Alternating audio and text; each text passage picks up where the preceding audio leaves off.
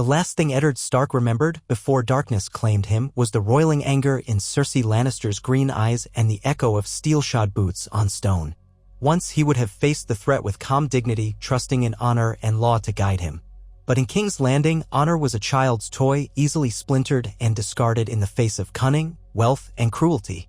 Cersei had him cornered, her plan carefully laid from the moment he confronted her about her children's parentage. Eddard should have known that in this viper's nest, a man like himself could scarcely draw breath without giving offense.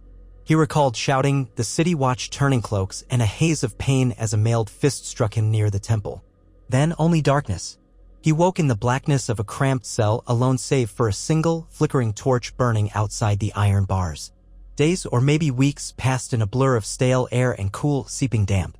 Sometimes a soft-footed guard would come with water or with a hard crust of bread, but he never spoke, never answered Eddard's trembling questions. In fleeting moments of consciousness, Ned imagined that his daughters were lost, that Sansa might be caged in her tower chamber, that Arya might be fled into the city's warrens.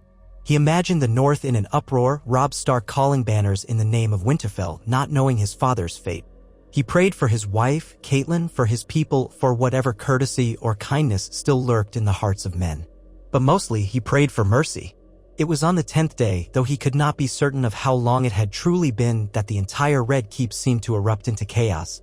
Shouts echoed through the stone corridors and the usual silence outside his cell turned into a tumult of voices. He leaned against the cold bars, straining to hear what was happening. Through the torchlit gloom, Eddard caught fragments of urgent commands, men calling for arms, the clatter of swords. One voice, crisp and sharp, barked, "They've returned. The king has returned." Confusion welled inside Ned. Robert was supposed to be dying of a boar's tusk wound. Varys had whispered of lethal potions slipped into the king's wine, of hidden conspiracies. Had the Lannisters orchestrated Robert's death already? Or had Robert truly come back? Moments stretched like taut bowstrings. Then a rush of armed men thundered down the hall. Eddard fell back from the bars, expecting the king's guard to drag him out and present him for some twisted show trial. But instead, a face appeared at the bars that made Ned's heart lurch. It was Ser Barristan Selmy, his silver hair plastered with sweat, his age-worn features set with a purpose. Behind him stood a knot of gold and red guardsmen, but these were not the usual Lannister men. These men wore the crown stag of House Baratheon upon their surcoats. Two other Kingsguard knights stood behind Ser Barristan, though Ned knew not their names. Barristan put a mailed hand to the bars and spoke in a low, urgent voice. "Lord Stark," he said, "you must come with us. Quickly. The King Robert, he lives." Disbelief washed over Ned. Yet he saw the truth in Barristan's eyes. And so, trembling from hunger and the shock of hope, he stumbled out of the cell. The men who escorted him were brimming with adrenaline, their steps hurried, their hands clutched around spear shafts and sword hilts. Eddard tried to speak, but Barristan shot him a warning look. "Not here," that glance said. "Not yet." They wended through corridors that twisted like snake tunnels through the Red Keep. Twice, they encountered pockets of Lannister resistance, groups of red-cloaked guards who demanded to know what business was afoot. Yet each time, Barristan's men answered them with ringing steel or simply parted them with the authoritative bellow, "Make way for the hand of the king." So swiftly had events turned, and so uncertain was the Lannister hold that many men dropped their swords at once. Others resisted and were cut down. The walls of the keep trembled with commotion, shouts, and somewhere in the distance, the deep boom of the castle's main gates being forced open. At last they emerged into the great hall. Torches and braziers blazed, revealing the yawning space that had once served for feasts, ceremonies, and 1,000 petty intrigues. And there, at the far end upon the Iron Throne, sat King Robert Baratheon. The transformation from the jolly, boisterous man Eddard had once known was startling. Robert had always been large, barrel-chested, with a thick black beard, but now he was encased in bandages about his middle, and the look in his eyes was as sharp as a drawn blade. Flanking him were a host of Baratheon loyalists, men from the Stormlands, and even some from the City Watch who must have turned cloak in Robert's name. The hush that fell across the hall as Eddard was led to the foot of the throne was profound. "Ned," Robert breathed. His voice was raw, laced with both anger and relief. "7 hells, man, they told me you were dead." Ned sank to one knee, though the motion made his starved body sway. He forced himself to speak, though his throat was parched. "Your Grace," he rasped, "if the gods are good, they have spared us both." Robert rose, a grimace crossing his features as pain lanced his side, but he descended the steps of the dais to wrap Ned in a tight embrace. Murmurs flickered through the assembled men. Some were knights Eddard recognized, while others were strangers. At a glance, he saw no sign of Littlefinger or Varys or Peter Baelish among them. Nor did he see Cersei Lannister or her children. He only saw Robert's grim half-smile and felt his friend's strong arms. "Where are my daughters?" Ned asked in a breathless rush when Robert pulled back. His voice cracked with worry. "My girls, Sansa and Arya." "Safe, I hope," Robert said. The words were heavy. Sansa was found in her chambers, protected by a watchful septa who refused to let her be taken. "My men are bringing the girl here. As for Arya, I have riders searching the city." It said she slipped away before the Lannisters could claim her. A wave of gratitude swept Ned, but it warred with 1,000 other emotions. "And the Queen?" he asked, not able to keep the sharp edge from his tone. The memory of Cersei's threat and betrayal sparked fresh in his mind. Robert's answering look was more thunderous than Ned had ever seen. "Gone to ground, that viper," he growled. "She sent her whelp Joffrey and Myrcella and Tommen off somewhere, perhaps the castle's innermost keep or even out of King's Landing entirely. No matter, we'll flush them out. She has conspired against the crown, orchestrated my near death. The boar's tusk almost ended me, but I lived long enough for a loyal maester to purge the poison from my wounds. I have no intention of letting the Lannisters think they can steal my throne." He gestured around at the hall. "See how many have rallied to me already. I still have friends, Ned, men who remember Robert Baratheon and not the half-dead drunk I've been for years. They came when they heard I was alive and able to ride." Ned processed this in numbed silence. The tension in the hall was palpable. More Baratheon men were trickling in, capturing Lannisters or subduing them. The Red Keep was in turmoil, but the center of power had abruptly shifted. Robert had seized it, by luck or by the fierce loyalty he still commanded. A million thoughts spun through Eddard's mind. The rightful line of succession, the monstrous secret of Cersei's children, the dangers that lurked if Tywin Lannister learned of this coup. But for the moment, one priority took hold in him. "Your Grace," he said quietly, "I must see my daughters. I owe them my protection." Robert nodded, clapping Ned on the shoulder. "Then see them you shall. I'll have you escorted to Sansa at once, and if I get word on Arya's whereabouts, you'll know it.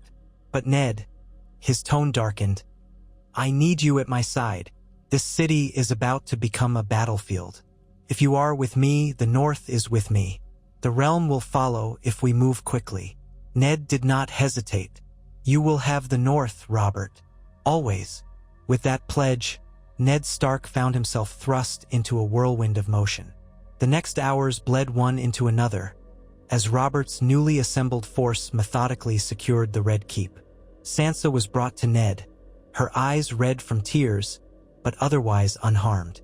Her relief to see him was so fierce that she clung to him, sobbing as he cradled her trembling body. He did not dwell on the image of her fiancé, Joffrey, who might well be cowering somewhere with his mother.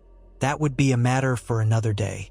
Barristan Selmy took personal charge of Sansa's safety, a kindness Ned would not soon forget. The search for Arya took longer. Word was she had been training with Syrio Farrell when the Lannisters made their move. The former First Sword of Bravos had held them off, or so whispered some among the guards, giving Arya time to flee. Ned's heart twisted at the thought of her, alone in the labyrinth of King's Landing. But with the city in chaos, the chance of her remaining free increased. Arya was a Stark and she was resourceful. If anyone could vanish in this city and evade capture, it would be Arya. When at last Robert summoned him again, Eddard returned to the Great Hall. The Iron Throne loomed behind the dais like a monstrous metal spider, its fused swords twisted in the dim light. Robert stood with a cluster of his men around him. Stannis had not appeared, Ned noted. Nor Renly. Yet a large presence of Stormlanders surrounded their king, along with a portion of the city watch. Some had begun wearing Baratheon crests pinned hastily over their old Lannister livery. Ned felt a cold swirl in his gut. This was not how law and order were meant to be kept. But the dire threat of civil war overshadowed everything now. Robert gestured for Ned to join him. A hush fell over the room again. Robert's normally ruddy face was pale with strain, but he stood tall, a hand resting on the pommel of a warhammer that recalled the days of the rebellion when he had shattered Rhaegar Targaryen upon the trident. Seeing that pose, Ned felt a flicker of memory of the man Robert had once been, unstoppable in battle, beloved by the realm. Perhaps that memory had awakened something in these men enough to carry him through this night. "I have declared that Lord Eddard Stark is Hand of the King once more," Robert announced, his voice reverberating off the high pillars. "Let all men know that he rules in my name, that he is beyond reproach. As for Cersei and her brood, they are traitors. The Lannister men loyal to her or to Tywin have until the morrow to bend the knee and yield themselves or face death. Bring me Joffrey, Myrcella, and Tommen, alive and unspoiled, and I will show them mercy. But if any harm befalls them, it shall be on Cersei's head." A ripple of reaction passed through the assembled knights and officers. Ned said nothing, but he could well imagine Tywin Lannister's fury. The old lion would not stand by while his daughter and grandchildren were hunted. War was coming as sure as winter, and the realm might tear itself apart in the process. One by one, the men in the hall knelt before Robert, pledged their swords. The air was thick with tension.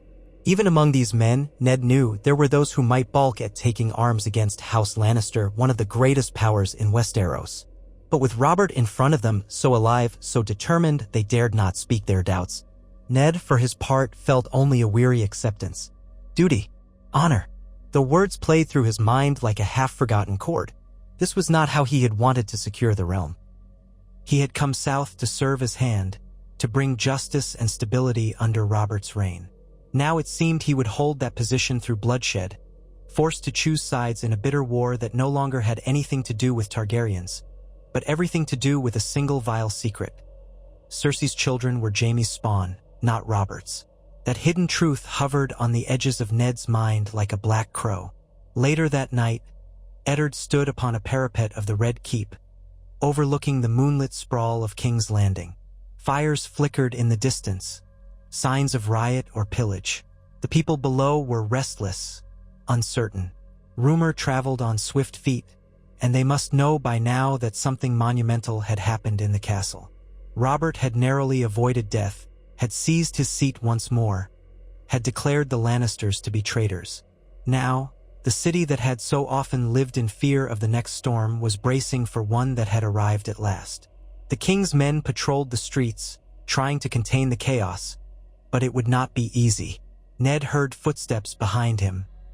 He turned, expecting a messenger or guard, only to see a slight figure gliding toward him.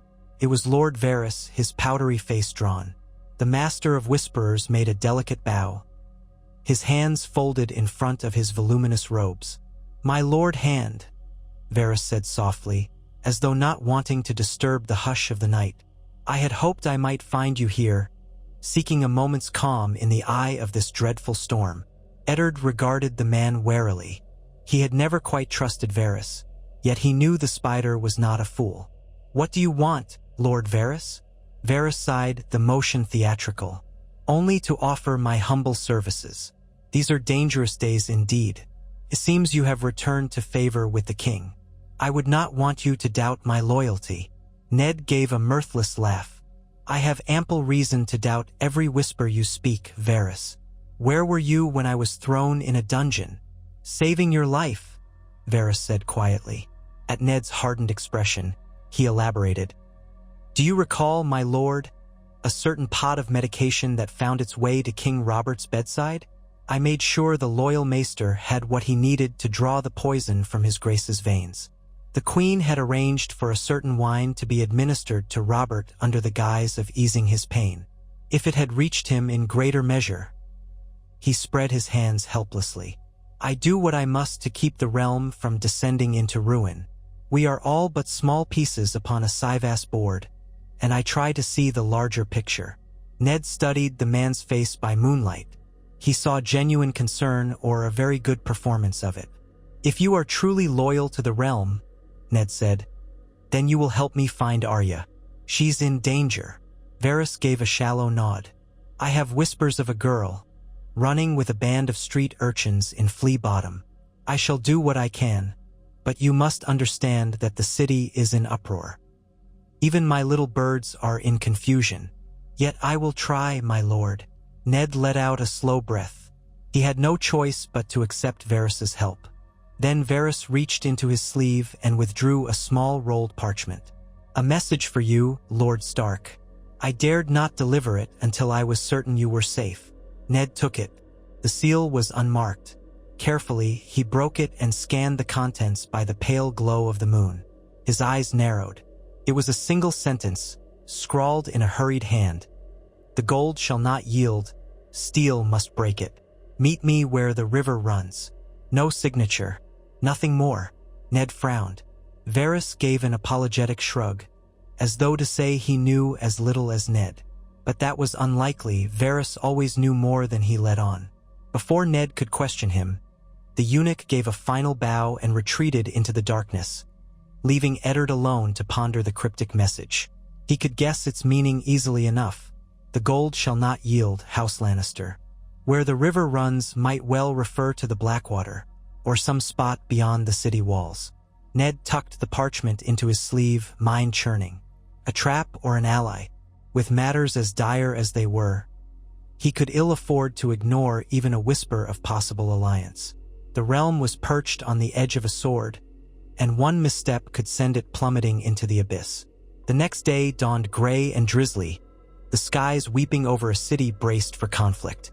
Robert wasted no time making an appearance in the courtyard of the Red Keep, flanked by his sworn swords, to proclaim himself in full control of the city. The gold cloaks, those watchmen who had not fully sworn to the Lannisters, rallied beneath Baratheon banners. Lords from the Stormlands who had raced north at the rumor of Robert's demise found instead a king resurrected, and they thronged to show their loyalty. In a matter of hours, Robert had assembled a formidable force inside King's Landing.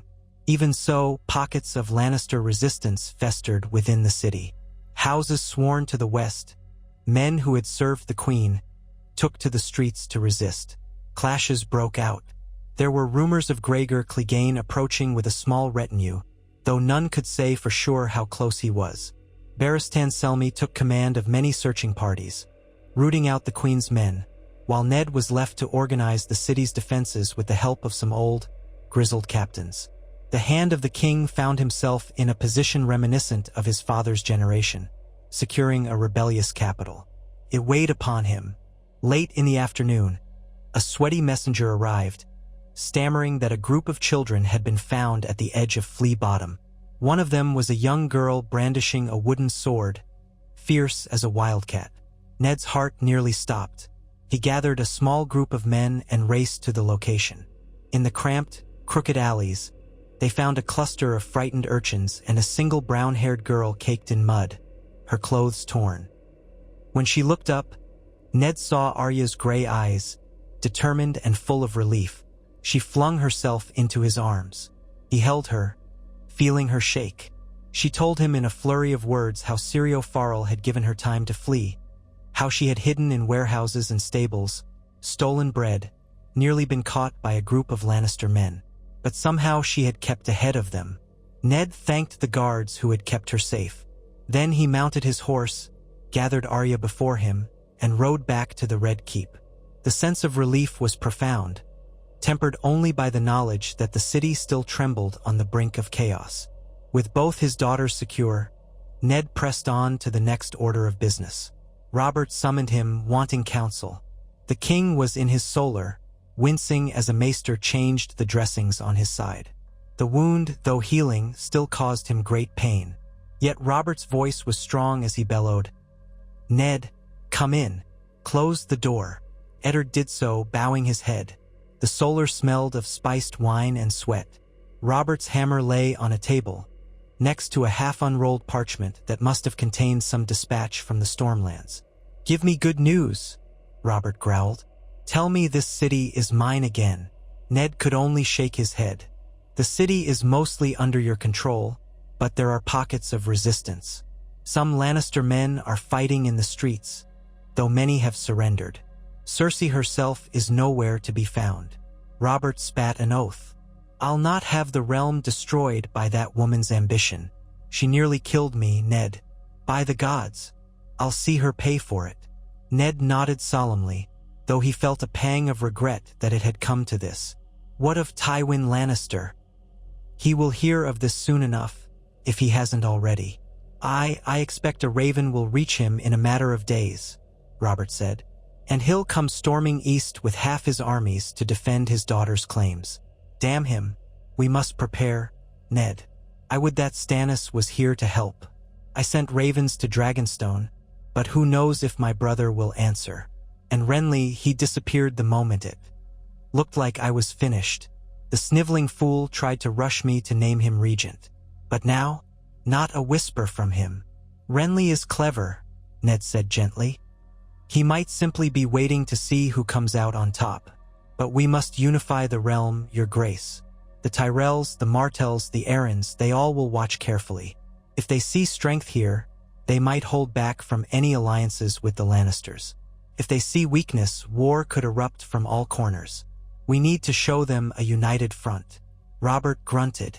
Then we had best move fast. I want to send a strong message. The king lives, and those who stand against me will face the consequences. You're my hand, Ned. Make it so. In the following weeks, King's Landing was a study in contrasts. On one hand, Robert began holding court again in the Great Hall. Petitioners came, seeking justice for the violence that had erupted, or complaining of their neighbors' stolen livestock, or offering meager tribute to the suddenly re-empowered monarchy. Robert listened impatiently, every so often wincing at the pain in his side. Sometimes he was short-tempered, sometimes surprisingly merciful. The Crown's official stance was that the Lannisters were traitors, but the degree of blame placed upon the common foot soldiers varied. Many were allowed to swear new oaths of loyalty to House Baratheon if they had not personally engaged in acts of treason. But the Queen's close retainers were arrested. King's Landing's prisons swelled with noble captives, including members of minor houses who had thrown in their lot with Cersei. Fear sank into the city's bones as rumors swirled of Tywin Lannister's inevitable march. Meanwhile, Ned worked tirelessly to restore some semblance of order. He reorganized the City Watch, placing men of proven loyalty in positions of command. He dispatched ravens to the Vale, to the Riverlands, to the north, explaining the crisis as best he could. He assured them that the king still lived, that Ned Stark was now firmly installed as hand, and that those who threatened the realm would be dealt with. He hoped that would help calm the tides of war. Littlefinger was nowhere to be seen, and Ned suspected the man had fled the city to save his own skin or perhaps to foster new intrigues. Varys continued to slink around, whispering half-truths in the shadows, but occasionally providing valuable intelligence. Barristan Selmy led squads of knights to ensure the Queen's loyalists remained disarmed and powerless. Yet the longer the standoff lasted, the clearer it became that war might be inevitable. Tywin Lannister was rumored to be assembling a host at Harrenhal, an ominous stronghold that overlooked the God's Eye. Scouts carried word of Lannister bannermen flocking to his banner, their columns of men and horses crossing the western hills. Robert raged at the news, demanding that he ride out at once to face them. But the maesters insisted his wound needed more time to heal, and Ned advised caution. If they marched rashly, with the city only half pacified, they might find themselves overextended, vulnerable to a counterattack or even an uprising within King's Landing itself.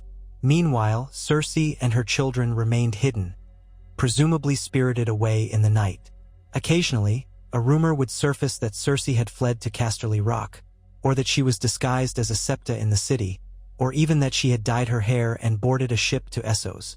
None of the rumors could be confirmed.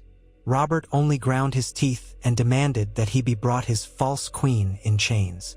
Amid all this, Ned struggled to keep Sansa and Arya safe. The girls stayed mostly in their chambers under guard, though Arya chafed at the restrictions. She missed her lessons with Syrio Farrell, and Ned feared the day she might slip away to wander the city again. Sansa, for her part, seemed dazed by the abrupt collapse of her dreamlike courtship. Joffrey was nowhere to be found, their betrothal effectively null and void. She had wept for days, insisting she loved him. But slowly, as the truth of Joffrey's cruelty and the Lannisters' treachery sank in, her illusions faded. Ned tried to comfort her, but he knew that she had lost much of her girlish innocence in this ordeal. One evening, just as the sun was sinking in a blaze of red over the Blackwater, Ned recalled the cryptic note Varys had delivered. He had not yet followed up on it, but the mention of where the river runs nagged at him. He left orders with a trusted guard to watch over his daughters and told Robert he was going to inspect the city's perimeter. Then, under the cover of twilight, he rode out with a small escort. 2 men he trusted, men who had once served him in the north, to the banks of the Blackwater Rush. The low moan of the wind off the water set his nerves on edge. He half expected an ambush. Instead, after some time searching the reeds and muddy banks, he found a hooded figure waiting under a leaning willow tree. The figure stood still as stone, arms folded within the cloak. Ned approached cautiously, a hand resting on the hilt of his sword. "Who are you?" he demanded in a hushed tone. The figure lowered the hood, revealing a pale face marked by old scars. A man, hair thinning and graying at the temples, bearing the hardened look of someone who had seen his share of battles. Ned did not recognize him. "You may call me Ryman," the man said, voice low and urgent. "I carry a message from someone who desires peace in the realm. Someone who believes that House Stark and House Baratheon may yet avert a war that would destroy us all." Ned's brow furrowed. He flicked a glance to his 2 escorts, who stood a few paces back on guard. "Speak plainly." Ryman nodded. "The Tyrells have no love for the Lannisters. Mace Tyrell hungers for advantage. If King Robert were to offer favorable terms, perhaps the betrothal of his daughter to a Tyrell heir, the might of Highgarden might be swayed to support the king's cause. The Tyrells would ensure the Lannisters find no allies to the south. They would strangle trade routes if necessary. And with Tyrell backing, the realm might present such a united front that Tywin Lannister would be forced to stand down or face utter ruin. Ned's heartbeat quickened. This was momentous news, if true. He studied Ryman's expression, looking for deception. "And who do you serve exactly?" "I serve the future of this realm," Ryman said, a hint of sorrow in his voice. "Too much blood was spilled in Robert's rebellion. Now we stand on the brink of an even greater conflict. If an alliance can be forged, if House Tyrell joins with the king, then perhaps we need not see the 7 kingdoms ablaze." Ned considered. "Why come to me? Why not approach Robert directly?" "Because you were the hand and you have a reputation for honesty," Ryman said. "You are Eddard Stark, who risked his life to speak truth to the Queen's face. The Tyrells want an assurance that if they offer their support, it won't be betrayed by court intrigue. They want your word on it." Ned let out a slow breath. If this was legitimate, it could be the key to preventing a brutal war with the Lannisters. But it would also bind the Baratheons and the Starks to the Tyrells in a way that might shift the balance of power in the realm for generations. "I will take your words to the king," Ned said carefully. "If he is amenable, we may send an envoy to Highgarden." Ryman bowed his head. "Then I have done my part. I will wait here for 3 days should you wish to send word back. Thereafter, I will ride for Highgarden and inform Lord Tyrell of your decision. But Lord Stark, time is pressing. Tywin Lannister gathers his forces. If you mean to form an alliance, do it quickly." With that, the man melted back into the gloom. Ned left with his escort, turning the message over in his mind. So much had changed in such a short time. Robert was alive, Cersei in hiding, the city under a fragile new order, and now the possibility of an alliance with House Tyrell loomed. He dreaded the thought of forging marriages as a political tool, but the realm's stability was at stake. A single union might hold the key to saving tens of thousands of lives. When he returned to the Red Keep, Ned went straight to Robert. The king was in his solar with a cup of wine, studying a map of the realm. He looked up as Ned entered, eyebrows raised. "You look as gray as a winter morning. What's wrong?" Ned told him everything about the clandestine meeting by the river, the message from House Tyrell, the possibility of forging a bond that would isolate the Lannisters. Robert listened in silence, fiddling with the handle of his warhammer. When Ned finished, Robert blew out a breath. "The Tyrells. I never much liked Mace Tyrell. He's pompous as a prancing peacock. But the man commands a formidable host and the reach is rich." He drummed his fingers on the map. "They want a marriage? I suppose my daughter Myrcella is no longer an option if that whelp Joffrey wasn't mine to begin with. Tommen's too young. Sansa is a possibility, or even Arya, but they're your daughters, Ned. I'd not force it on them without your blessing." Robert grimaced. "Perhaps I'd once have considered marrying off a Lannister child, but that's obviously out of the question now." Ned hesitated. The thought of Sansa being used as a bargaining chip turned his stomach. She had already been betrothed to Joffrey, and that had nearly destroyed her spirit. Yet this was the brutal reality of noble families. Marriages were alliances. If it could avert a war. "We can discuss the terms," Ned said quietly. "I won't promise anything without speaking to Sansa first. But if this is the price to save the realm, I'd be a fool to ignore it. Robert nodded grudgingly. So be it. Let's at least open the door and see what demands the Tyrells make. We'll send a rider to that man, Ryman, you said, telling him we'll welcome negotiations. Then we'll see how Tywin Lannister likes the idea of facing two great houses united. Maybe it'll make the old lion think twice. He slammed his cup down. And if it doesn't, I'll rip his head off personally. Thus was set in motion a delicate dance of ravens and envoys. Within days, the Tyrells responded, expressing cautious enthusiasm for an alliance. Mace Tyrell's letters dripped with flattery for King Robert, praising his bravery in surviving his wounds and condemning Lannister treachery. He hinted that if the Baratheons were willing to solidify the pact through marriage, Highgarden would commit men and resources to defend the throne. The entire city buzzed with speculation when word got out that the king was courting an alliance with the Tyrells. While these negotiations began in earnest, the tension with the Lannisters continued to mount. Scouts reported that Tywin's host was indeed on the march toward Harrenhal. Jaime Lannister was rumored to be at the head of a separate column, though none could confirm his exact location. Robert chafed at his forced inaction, but Ned persuaded him to fortify the city first and gather more loyal bannermen. The last thing they needed was to ride out and be surrounded by Lannister armies on two fronts. Meanwhile, rumors trickled in of chaos in the Westerlands. Some houses there were less than thrilled with the Queen's machinations, though most still followed Tywin out of fear or loyalty to the gold of Casterly Rock. Amid it all, Ned found a strange sense of resolve settling over him. This was not the life he had wanted: court intrigue, fragile alliances, and a looming civil war, but it was the life that duty demanded. He could not help but remember the words of his father's generation: when the snows fall and the white winds blow, the lone wolf dies, but the pack survives. Now the pack was a realm that desperately needed unity to survive the chill of looming conflict. Robert depended on him, the North looked to him, and his daughters needed him to keep them safe. For their sake, he would bear the burden of compromise. It was in the midst of these swirling developments that word came of a large group approaching the city from the Rose Road. At first, it was believed to be another party of Tyrell negotiators, but it soon became clear this was something else. The City Watch rode out cautiously to intercept them, and Ned joined them, accompanied by Barristan Selmy and a few other knights. What they found was a mixed company of armed men and carriages bearing the sigil of House Baratheon, as well as the fox and flowers of House Florent and other lesser lords. At their head rode none other than Renly Baratheon, Robert's younger brother, clad in green and gold finery. Beside him rode Ser Loras Tyrell, the Knight of Flowers, in his gleaming armor. At the sight of them, Ned's heart quickened. Perhaps the Tyrell negotiations were further along than he had expected. Renly greeted Ned with a flourish. "Lord Stark," he cried, smiling as though they were old friends. "I see the city still stands. My brother is not so easily undone, it seems." Ned gave a curt nod, struggling to mask his suspicion. "King Robert will be pleased you have returned, my Lord Renly." Renly's smile flickered, a hint of something sharper behind it.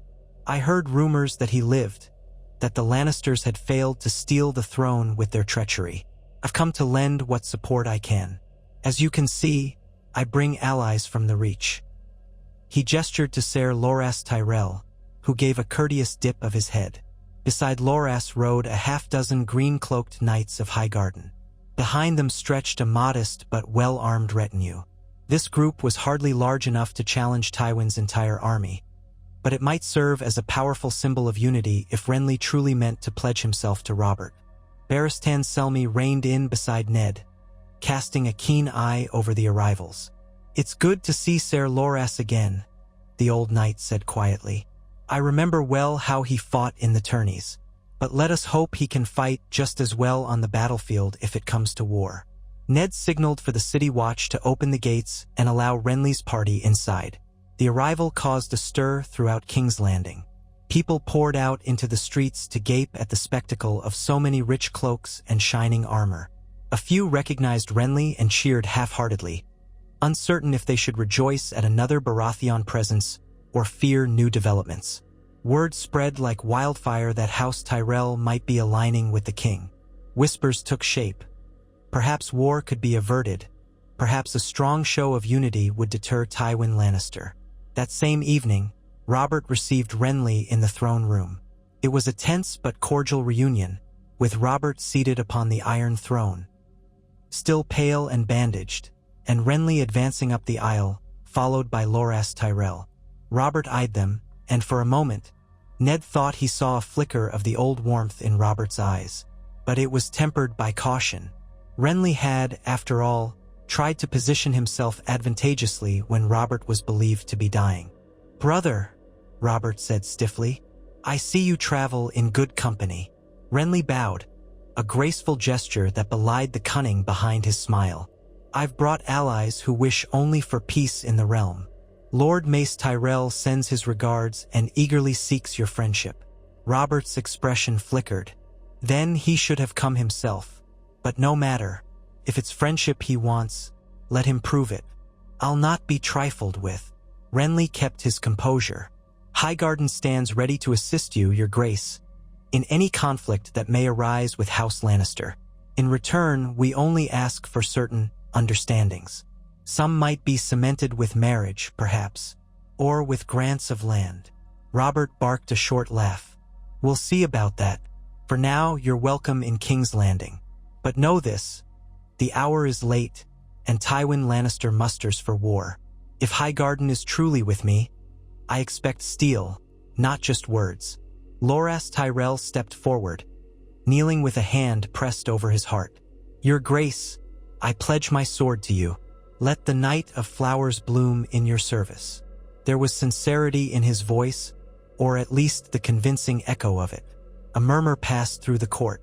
Robert regarded Loras with a thoughtful nod. Then he motioned them both to rise. "Very well. We'll speak more on this in private. For now, rest, eat, and be sure to keep your men on a short leash. King's Landing is not the safe harbor it once was." Renly's eyes gleamed. "Of course, brother." Thus the next piece slid into place on the game board. Renly's arrival, with Loras Tyrell in tow, effectively opened the way for a formal alliance with the Reach. Quiet negotiations began that very night, with Renly acting as an intermediary. Mace Tyrell sent messages offering 1,000 men, or more, to reinforce King's Landing. But the price was high, a royal marriage that would tie the crown to House Tyrell, along with various concessions of trade and influence in the capital. Robert balked, complaining loudly that it felt like selling his soul. But Ned reminded him that the stakes were nothing less than the realm's peace. If Tywin was faced with both the North and the Reach standing behind the Baratheons, he might hesitate to begin an all-out war. As the negotiations dragged on, Ned found himself guiding them more often than Robert, who was still in pain and prone to bouts of anger whenever the subject of the Lannisters arose. Renly was surprisingly adept at navigating the delicate demands of the Tyrells, painting a grand vision of how the realm would flourish under a renewed Baratheon-Tyrell partnership. Loras was more circumspect, content to remain at Renly's side and let the lords handle the bartering. Yet Ned could see that Loras's presence was no mere coincidence. The Knight of Flowers commanded respect and admiration from knights across the realm. His loyalty was a bright banner that Mace Tyrell could wave in front of any who doubted Highgarden's intentions. Meanwhile, Sansa Stark became a focal point of the negotiations. Mace Tyrell had a young son, Willis, who was known to be scholarly and kind, though he had been injured years ago in a tourney accident. The Tyrells proposed that Sansa might be a suitable match for Willis, uniting House Stark and House Tyrell by marriage. It was a clever move, subtly removing the possibility of Sansa's future betrothal to anyone else who might undermine Tyrell interests. Ned was torn. He wanted to protect Sansa from yet another forced betrothal. But if the alternative was an endless war with thousands dead, how could he refuse? He took the matter to Sansa in private, explaining the realm's dire situation and how this might avert bloodshed. Tears shone in her eyes, but she squared her shoulders in a manner that reminded him of Catelyn. "If it will help our family and the realm, father," she said softly, I will do my duty." She looked away, recalling how her previous betrothal had ended in terror. "I only ask that this Willis is not like Joffrey." Ned took her hand. "From what I've heard, Willis Tyrell is a gentle soul, fond of books and ravens. He's no Joffrey, that much is certain." It pained him to do this, but Sansa was of an age where her marriage had always been a political matter. At least this time, there was hope for some measure of kindness in the match. As these negotiations advanced, Robert received a flurry of increasingly desperate ravens from Tywin Lannister. The old lion demanded the return of his daughter and grandchildren, claiming that they were the rightful royal family. He raged about abduction and tyranny, threatened to march on the capital to free them. Robert responded with scorn, insisting that the Lannisters had attempted to murder him and seize the throne, and that if Tywin wished to see his daughter and her children safe, he would stand down and present himself in King's Landing to face charges of treason. It was a stalemate of words, soon to become a stalemate of swords if neither side relented. Cersei, for her part, was still missing, which gave Tywin the pretext to claim that Robert had abducted her. Privately, Ned suspected she might be lurking somewhere in the Westerlands or on the road, waiting for her father's rescue. If she was smart, she'd stay far from the capital, for Robert would likely not spare her if she fell into his grasp. The city's mood remained tense. Yet as word spread of a looming Baratheon-Tyrell alliance, a tentative hope crept in among the populace. Merchants who feared a drawn-out war welcomed any sign that Tywin might back down. Others warned that the old lion would never yield so easily. Into this shifting landscape arrived a new element one morning. Stannis Baratheon, Robert's younger brother, sailed into Blackwater Bay with a modest fleet from Dragonstone. His tall ships, bearing the flaming heart of the Lord of Light upon their sails, an emblem many found unsettling, dropped anchor in the harbor. Stannis himself rode into King's Landing shortly thereafter, flanked by grim-faced knights. A hush followed him as he passed, for he was known to be a stern and unyielding man. When he came before Robert in the throne room, there was no brotherly embrace, only a stiff exchange of words. "I heard you were dead," Stannis said bluntly, "but I see you're still breathing." Robert's scowl deepened. "I am, thanks to loyal men who saved me. And you arrive only now when the threat of war hangs overhead." "I come when I am needed," Stannis replied. "I am not given to chasing rumors. What is this about the Lannisters and your near demise?" Robert explained, his temper rising with each sentence. He railed about Cersei's plot, Tywin's host, Jaime's rumored movements. Stannis listened without a flicker of emotion. Then he nodded. "If the Lannisters are traitors, they must be brought to heel," Stannis said, as though discussing the turning of a wheel. "I have brought ships. We can blockade Lannisport if need be. Corner them between sea and land." Robert blinked, uncharacteristically taken aback. "You do that?" "I would do what must be done," Stannis said. "I do not forgive treason lightly. Besides, we have not forgotten that Tywin Lannister once stood aside while House Baratheon fought the Targaryens, joining only when the victory was all but certain. If he thinks he can overthrow you now, he should be taught otherwise." Ned observed them both. Stannis was as cold and rigid as ever, but he spoke sense. A naval blockade could force Tywin to think twice, disrupt the Westerlands' trade and supply lines. Perhaps combined with the Tyrell alliance, it could bring Tywin to the negotiating table. Robert, still flush with anger, remained uncommitted. He did not entirely trust Stannis' motivations, especially given the rumors that Stannis had embraced the Lord of Light, a foreign god. Nonetheless, in the days that followed, they hammered out an agreement. Stannis would guard the seas while Robert consolidated alliances on land. Thus, one by one, the major factions of House Baratheon came together in King's Landing, overshadowing the absent queen and her father's gathering armies. If the realm was a Cyvasse board, Robert was assembling a powerful defense. And Eddard Stark was at the center of it all, orchestrating uneasy truces, holding the pieces in fragile balance, knowing that a single misstep could shatter everything. Time slipped by in a blur of councils, dinners, and strategic planning. Sansa's betrothal to Willis Tyrell was all but confirmed. Arya took to shadowing her father whenever she could, slipping past guards and listening to war councils with wide eyes until Ned gently sent her away. Robert showed flashes of his old self, roaring laughter, boisterous compliments, an appetite for feasts, but the wound in his side never fully healed, leaving him prone to grumbling in quieter moments. Stannis maintained a stiff presence, speaking little, but his ships patrolled the bay diligently. Renly flitted in and out of gatherings, charming nobles and forging small alliances in the court. Ser Loras Tyrell became a fixture, sparring in the courtyard and winning admiration from knights who had once served the Lannisters. Barristan Selmy drilled recruits, forging a new Kingsguard from men who had proven their loyalty. Then, just when it seemed they might force Tywin to stand down without a pitched battle, word came of a horrific raid on a small Reach village near the border with the Westerlands. Houses sworn to Lannister had pillaged it, leaving dozens dead. The message concluded that more raids were happening along the border, as if Tywin were testing how far he could push before the alliance struck back. Robert's fury was immediate and towering. He called a war council, demanding that they march west at once, lay siege to any Lannister holdfasts they encountered, and force Tywin to yield. Ned counseled caution, but even he felt his blood boil at the news of innocents butchered.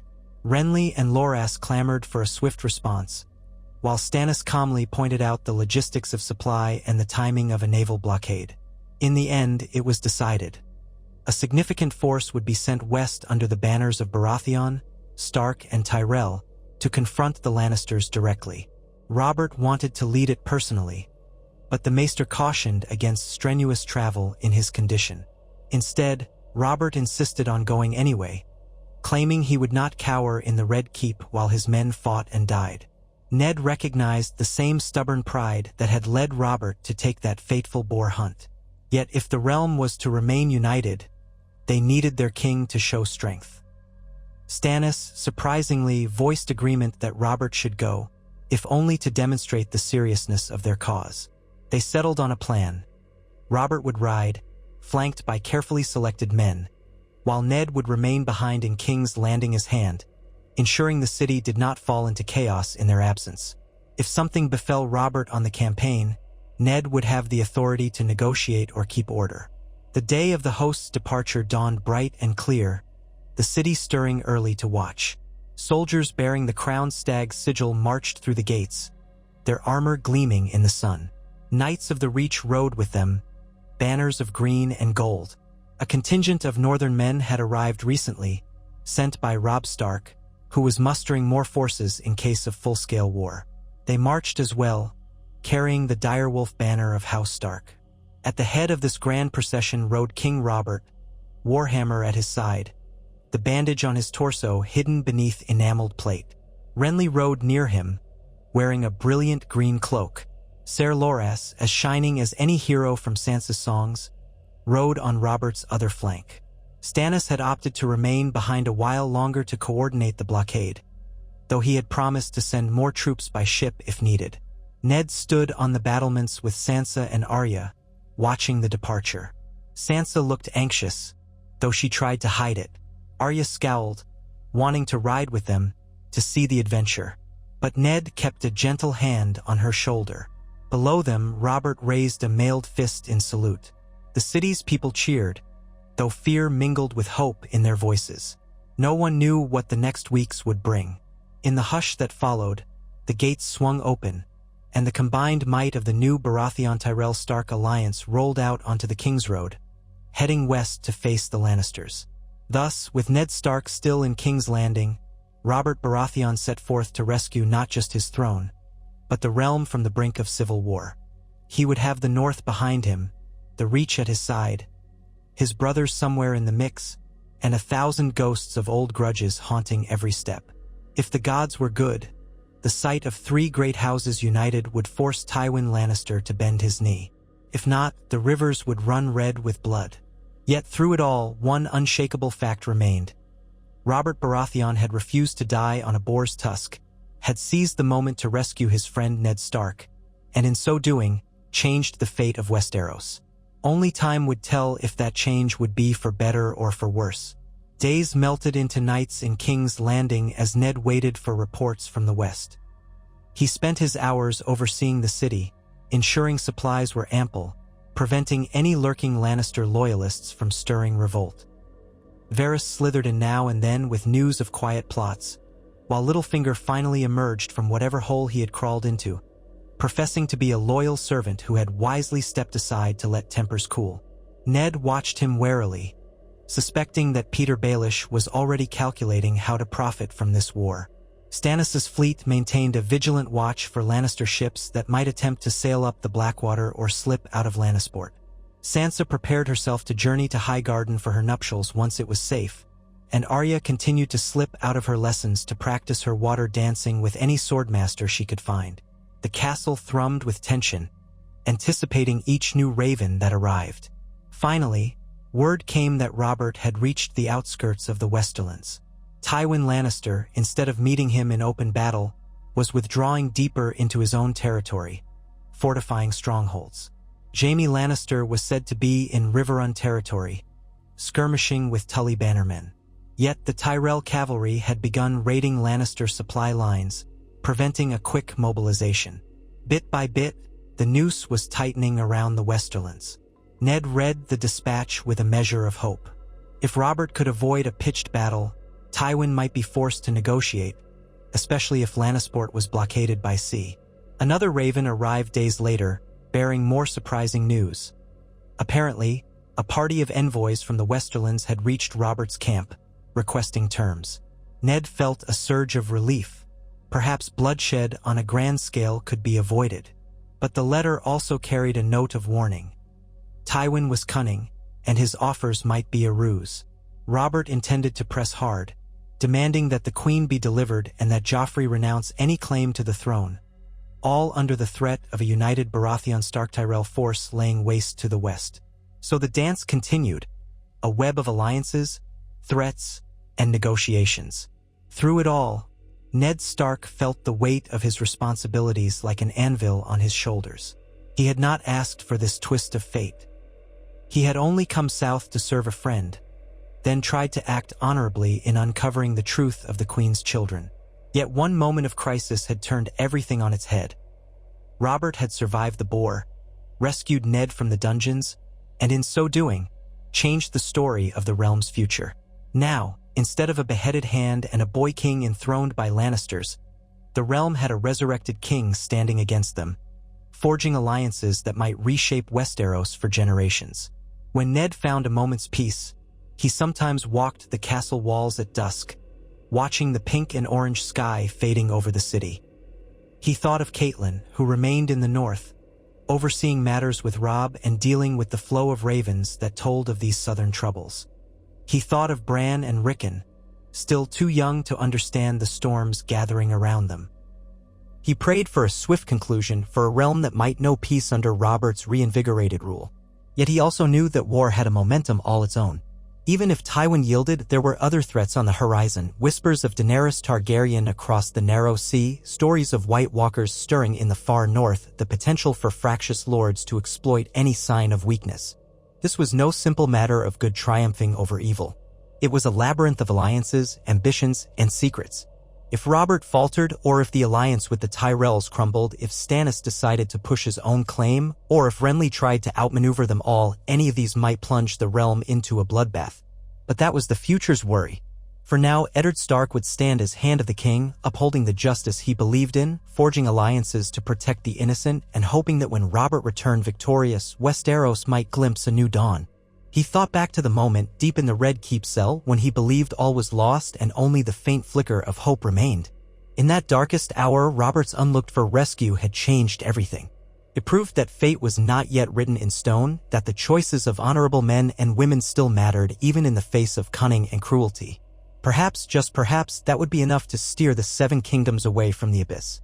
And so the realm waited, breath held, for the thunder of war to echo from the western hills or for the bright horns of triumph to herald a peace hard won.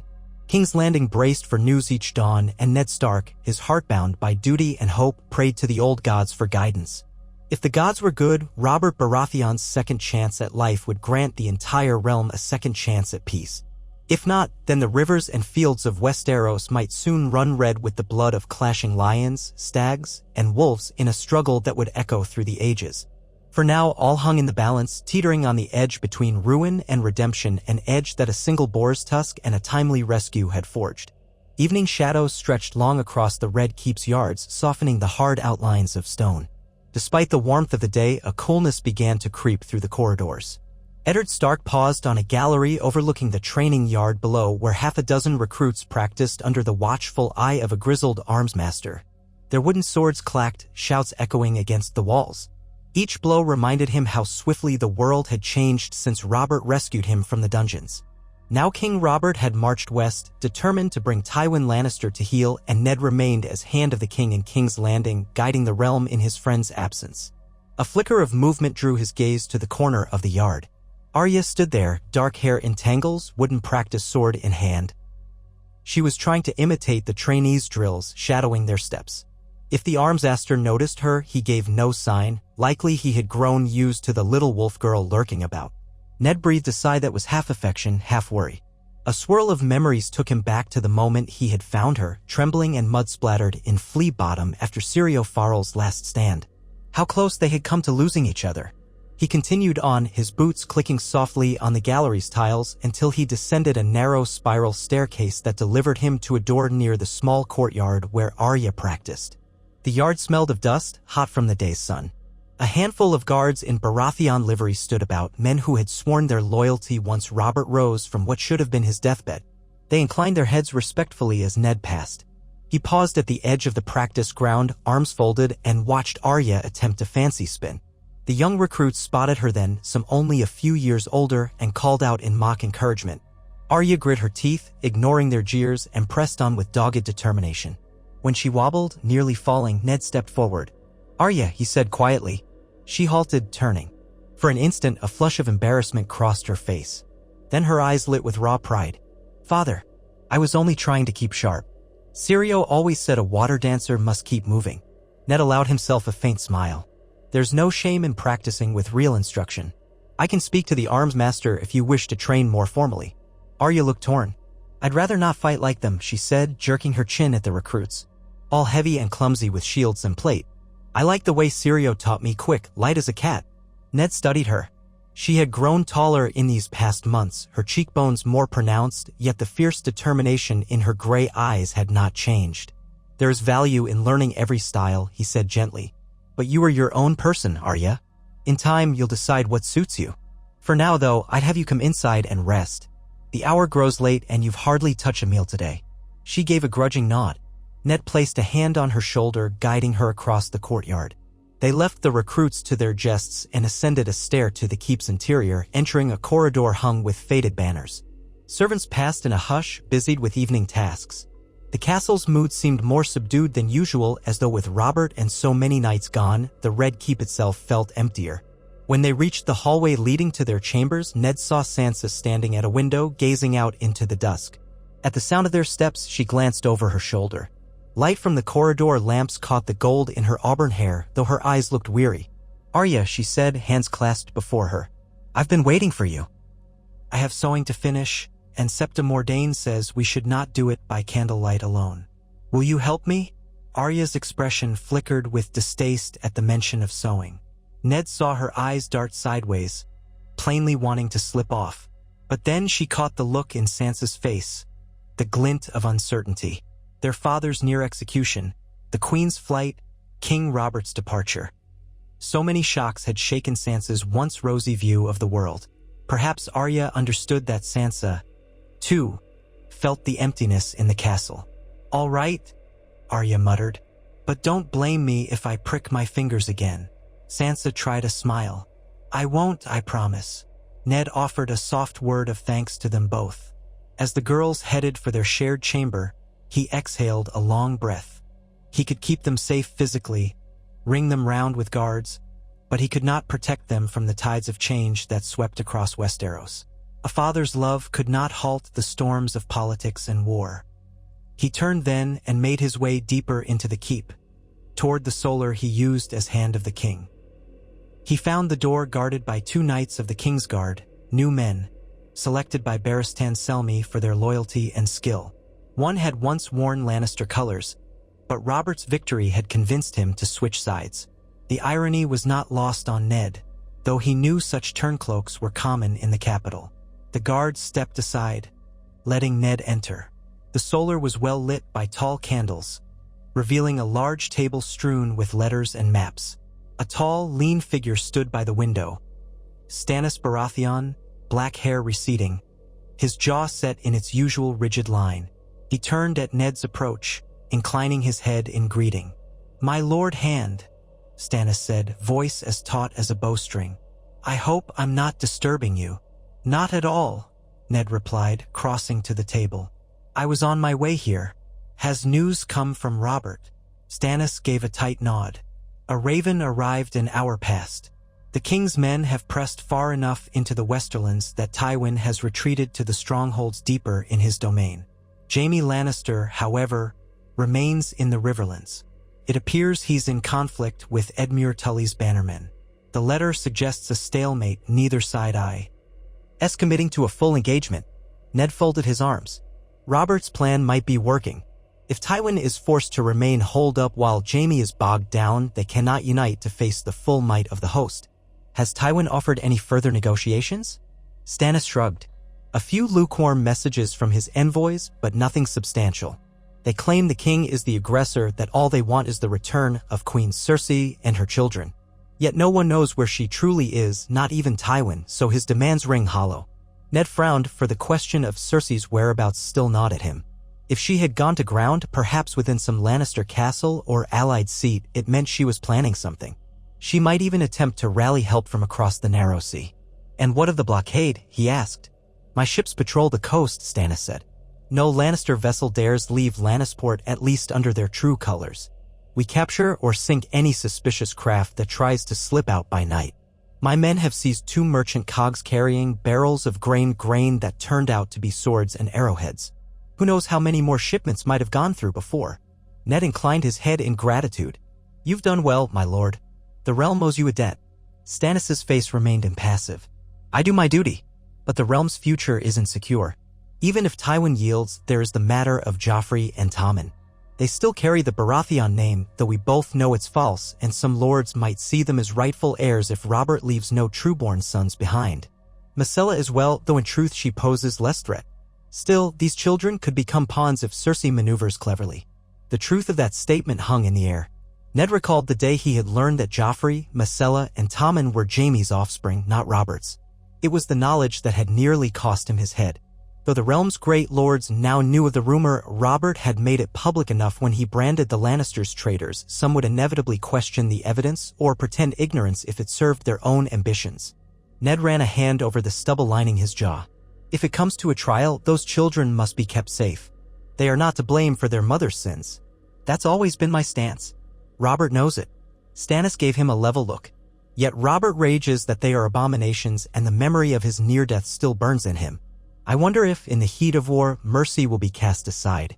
He's a man shaped by fury, especially when Lannisters are involved. Ned's voice turned low, which is why I remain behind to temper that fury. There's no justice in punishing children for the crimes of their mother. Stannis inclined his head, neither agreeing nor disagreeing. Then he drew out a folded parchment from the window ledge. There is also a letter from Lord Mace Tyrell. He speaks of Sansa Stark's impending betrothal to his heir, Willis, and requests that the negotiations continue without delay. He hints that the presence of your daughter in Highgarden might strengthen the bonds and encourage Tyrell lords to march more boldly. It's unsubtle, but that's Mace Tyrell for you. Ned's chest tightened. He wants me to send Sansa to Highgarden at once? Stannis' mouth flattened. He suggests it strongly, and I suspect Renly sides with him. Renly wants to solidify the Tyrell alliance. But the final decision is yours, as her father and as Hand of the King. Ned felt a rush of conflicting emotions. He had agreed in principle to the match, for the sake of the realm, but sending Sansa away before the war's conclusion felt perilous. I'd rather keep her here, until Robert settles matters with Tywin. King's Landing may not be the safest place in the world, but Highgarden is hardly risk-free either. Tywin's men could strike the Reach if they grow desperate. A fair point. Might I suggest you respond with a promise? Sansa will depart for Highgarden once the king's forces are more secure in the Westerlands. That will keep Mace Tyrell placated. Yes, I'll do that. Thank you, Lord Stannis.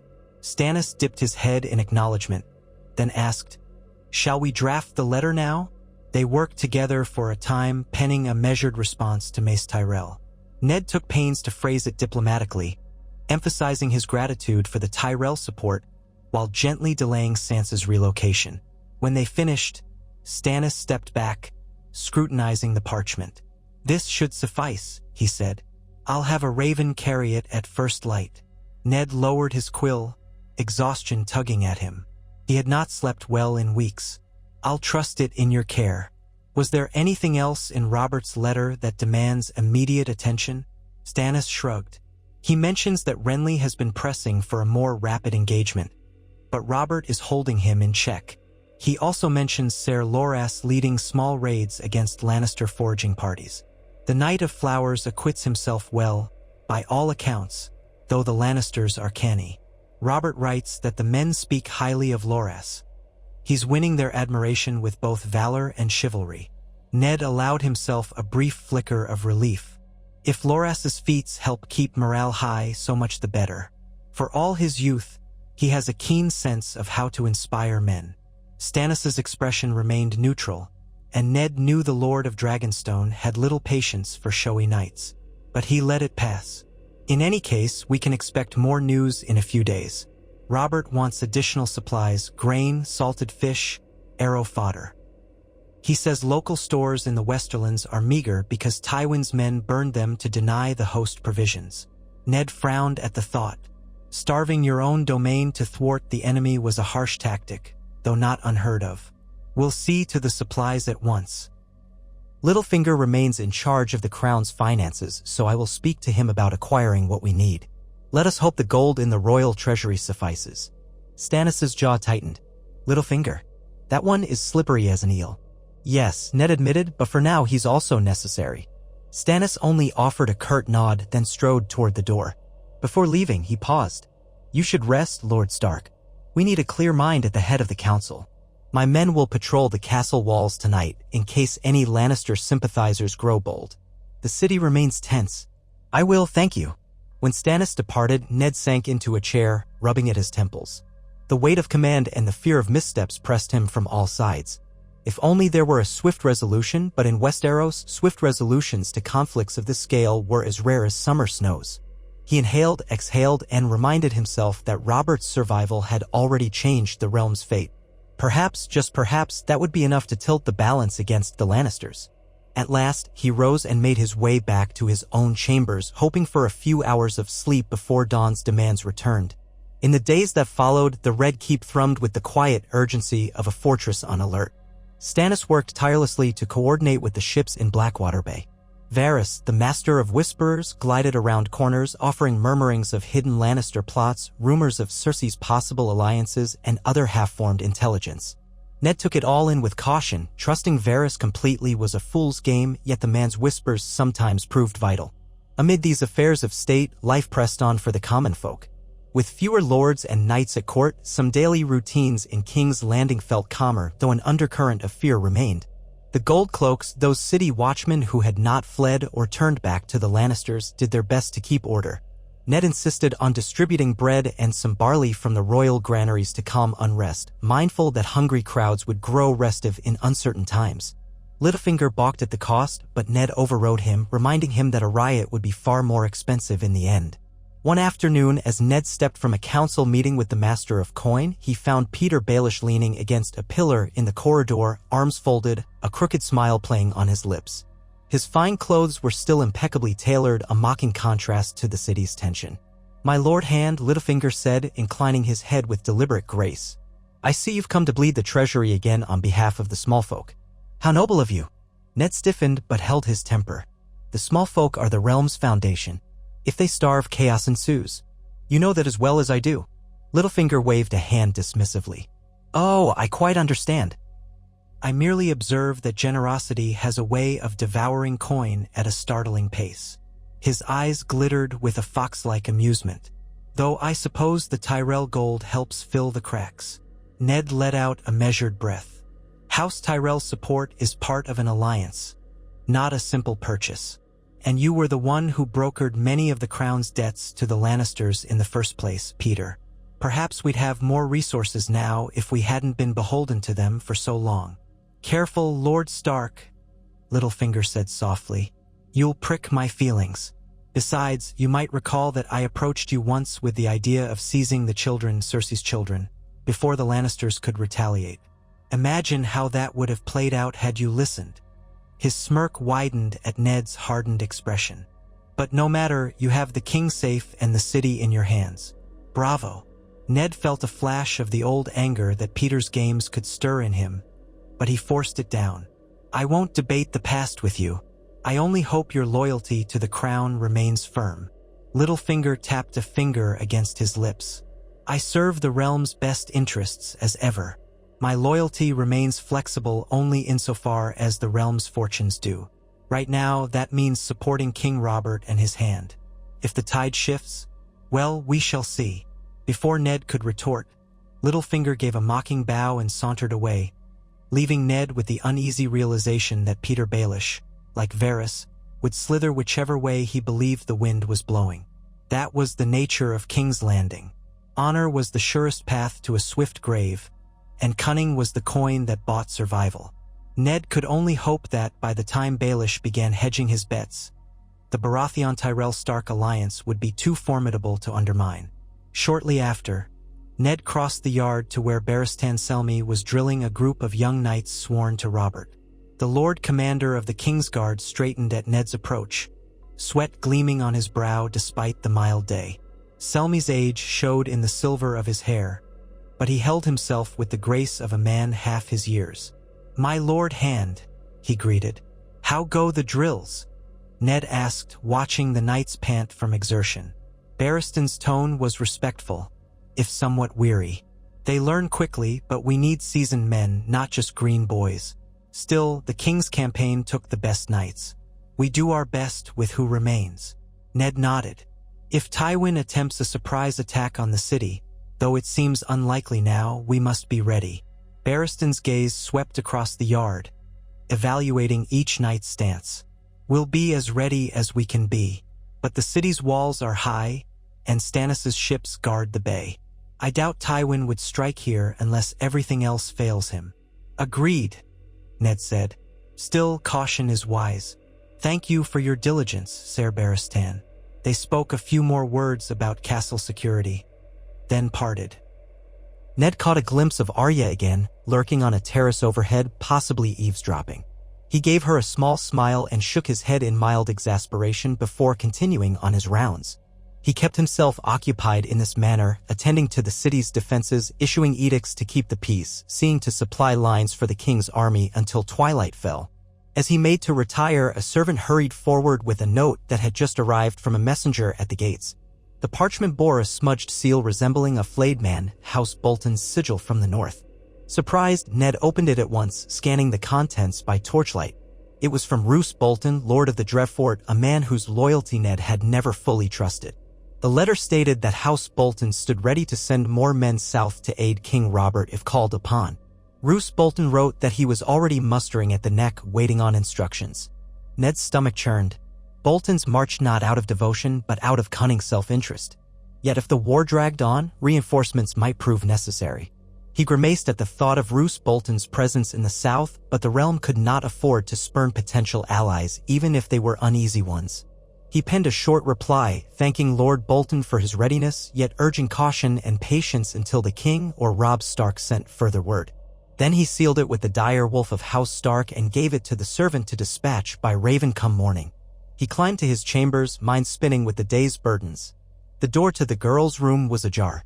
Inside, he glimpsed Arya and Sansa curled on a window seat, a single candle lighting the gloom, heads bent together over some bit of needlework. Arya poked the cloth with the needle, clearly frustrated, while Sansa patiently guided her hand. For an instant, they looked like the children they truly were, unburdened by politics, war, or hidden intrigues. Ned felt a swell of love tempered by sorrow, how he wished they were all safe in Winterfell with the crisp northern air and the comfort of the Godswood's ancient heart tree. Instead, they were trapped in this hot southern city, entangled in a conflict that threatened to consume the Seven Kingdoms.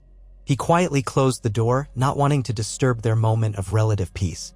Then he retired to his own chamber, where he spent a restless night haunted by dreams of winter wolves running across blood-soaked fields. Morning brought new tidings, a raven from Riverrun.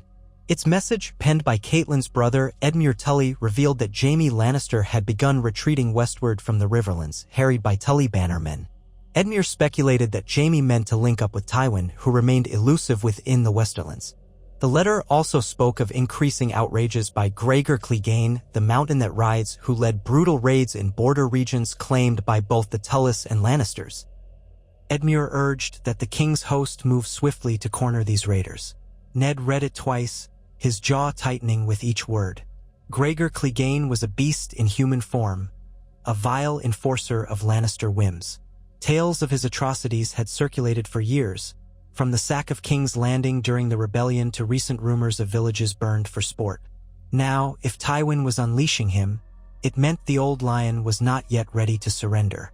He shared the letter with Stannis at the morning council. Varys, Littlefinger, and Grand Maester Pycelle were also present, each weighed down by their own brand of cunning or caution. The Tullys have not joined Robert's host yet, Ned said, eyes moving from face to face. But they're hampering Jaime's movements. If Robert can pin the Lannisters in the west, the Tullys might cut off their rear. Tywin risks being caught between two foes. Varys gave a soft clap of his hands. Good news indeed, my lord, though the mention of Ser Gregor troubles me. The man is no simple soldier. He sows terror wherever he rides. If enough villages burn, some might blame the king for not protecting them swiftly enough. Stannis's frown deepened. We cannot be everywhere at once. Still, Robert must end this war before Tywin's men ravage the countryside further. Littlefinger tapped a finger on the table. War is never tidy, my lords. But if it concerns you, perhaps we can see to it that Gregor Clegane is labeled an outlaw, every man's hand against him. That might curtail his freedom of movement, or at least let the Tullys handle him without fear of retribution. Just a thought, Ned considered. An interesting suggestion. I recall once suggesting to King Robert that Gregor be brought to justice for his crimes. It was not well received. Robert deemed him necessary for the Lannisters, and the Lannisters were deemed necessary for the crown. Times have changed now. If the king concurs, we might name Gregor an outlaw indeed. Let the realm see that the crown stands against such brutality. Grand Maester Pycelle tugged his chain, looking uneasy. G. Gregor is a sworn bannerman of House Clegane, itself sworn to Casterly Rock. To declare him an outlaw is tantamount to attacking a portion of Tywin's forces directly. Ned's eyes hardened. We are already at war with Tywin's forces, or near enough. Perhaps the threat of condemnation will force Tywin to leash his beast. Pycelle could only stammer in response. Stannis gave a curt nod. I'll send the suggestion to my brother. Let him decide if we name Gregor an outlaw. It won't save every village in his path, but it might inspire local lords to strike at him without hesitation. Ned leaned back, trying to banish images of charred homes from his mind. Very well. We have another matter, the supply shipments. Robert demands more grain, more salted fish for the march, more arrow fletchings. Lord Baelish, you assured me the treasury can handle the cost. Littlefinger feigned a wounded look. We can handle it for a time, my lord hand, but coin does not spring from the ground like weeds. I can purchase the goods at inflated prices. Some merchants will see we're desperate and raise costs, but that will empty our coffers faster. Ned had no patience for this. Pay what you must. If the king's army goes hungry, we risk defeat or desertion. Peter steepled his fingers, eyes glittering. Of course. I'll see to it. Consider the matter handled. They talked on, covering minor disputes about city governance, a fresh rumor that Cersei was secretly rallying some Essosi sellswords, and the ongoing blockade. By the time the council adjourned, Ned's mind was a tangled web of concerns. He left the chambers with Stannis, who parted ways to inspect the city's docks, leaving Ned to attend to fresh letters. That afternoon, word arrived of a large caravan approaching King's Landing along the Rose Road. Expecting trouble, or at least an influx of new arrivals, Ned donned a light riding cloak and set out with a small contingent of Baratheon guards to greet them at the city gates. The air was hot, the sky a hard blue, and the crowds along the road parted nervously as Ned's party passed. At the gate, a herald stood, letting in a small trickle of wagons loaded with goods. The caravan in question had paused just beyond the city walls. As Ned rode closer, he saw the sigil of House Rowan from the Reach displayed on a banner, alongside the sigil of House Tarly. Beneath these banners milled perhaps 50 men-at-arms and several baggage carts. A tall, stern-faced knight on a chestnut horse rode forward, flanked by men in the green and gold livery of the Tyrells. Halt, called one of the Baratheon guards, lowering his spear. Ned raised a hand. Peace. I recognize House Rowan's sigil. Let us see what business they bring. The tall knight inclined his head in greeting. Lord Stark? Or should I say Lord Hand? He removed his helm, revealing close-cropped brown hair. I am Ser Parman Rowan, sent by my lord, Father Mathis Rowan of Golden Grove, with a message for King Robert and yourself. I also bear goods to aid the war effort, grain, steel, and coin, all courtesy of the Tyrell Alliance. Ned dismounted, stepping forward to greet him. Well met, Ser Parman. The king is in the Westerlands at present, pressing the war against House Lannister. But I'm his hand, as you say. If you come in good faith, you'll be welcome in King's Landing." Ser Parman's men relaxed slightly, and behind him a few minor knights stirred. Another raised a hand. "I am Ser Ellen Tarly, cousin to Lord Randall Tarly. We come hoping to lend our swords if the city needs defending." Ned regarded them thoughtfully. "The city's garrison can use every able sword, though I hope the fighting remains far to the west. Come, let's not block the road. You may enter under my protection." He led them inside, where the caravan rumbled over the cobblestones. The wagons brimmed with sacks of flour, barrels of dried fruit, and heaps of raw iron.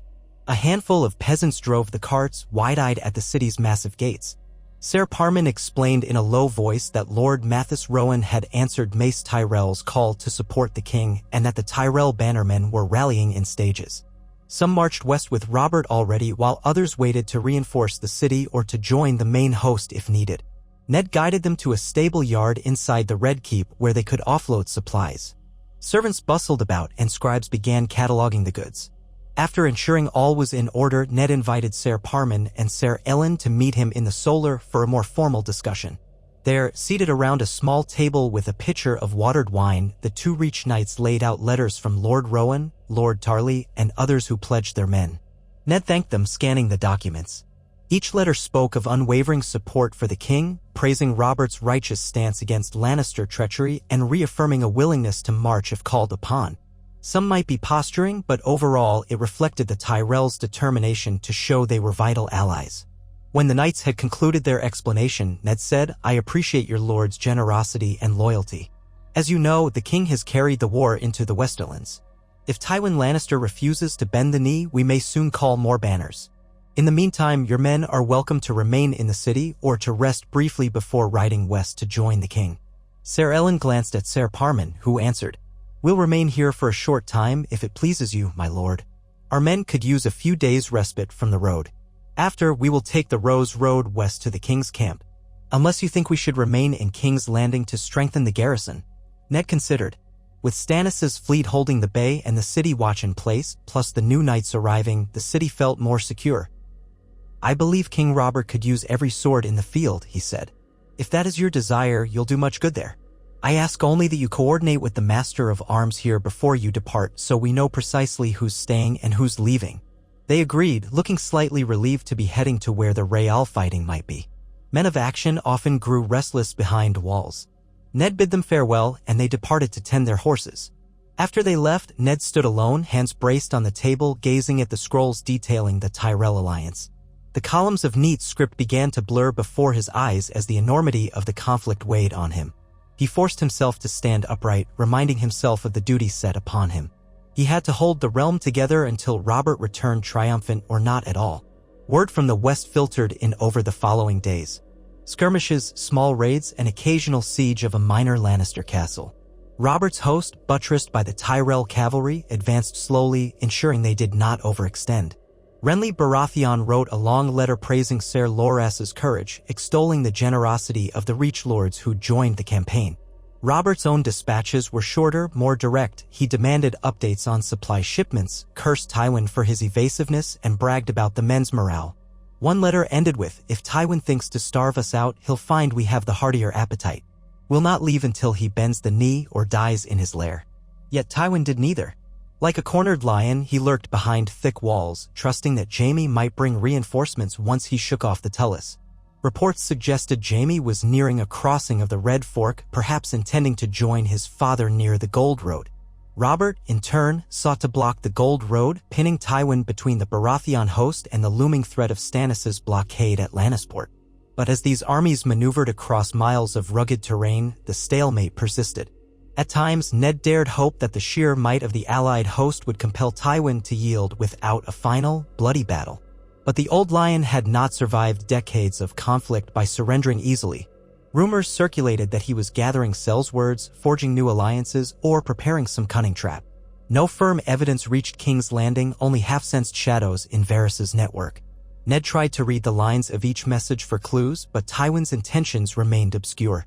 Amid all this, Sansa tried to appear brave, throwing herself into her stitching or reading about Highgarden. She pored over tales of its famous mazes and gardens, the chivalric traditions of its knights. She still grieved the shattered fantasy of her betrothal to Joffrey, though she never spoke of it openly anymore.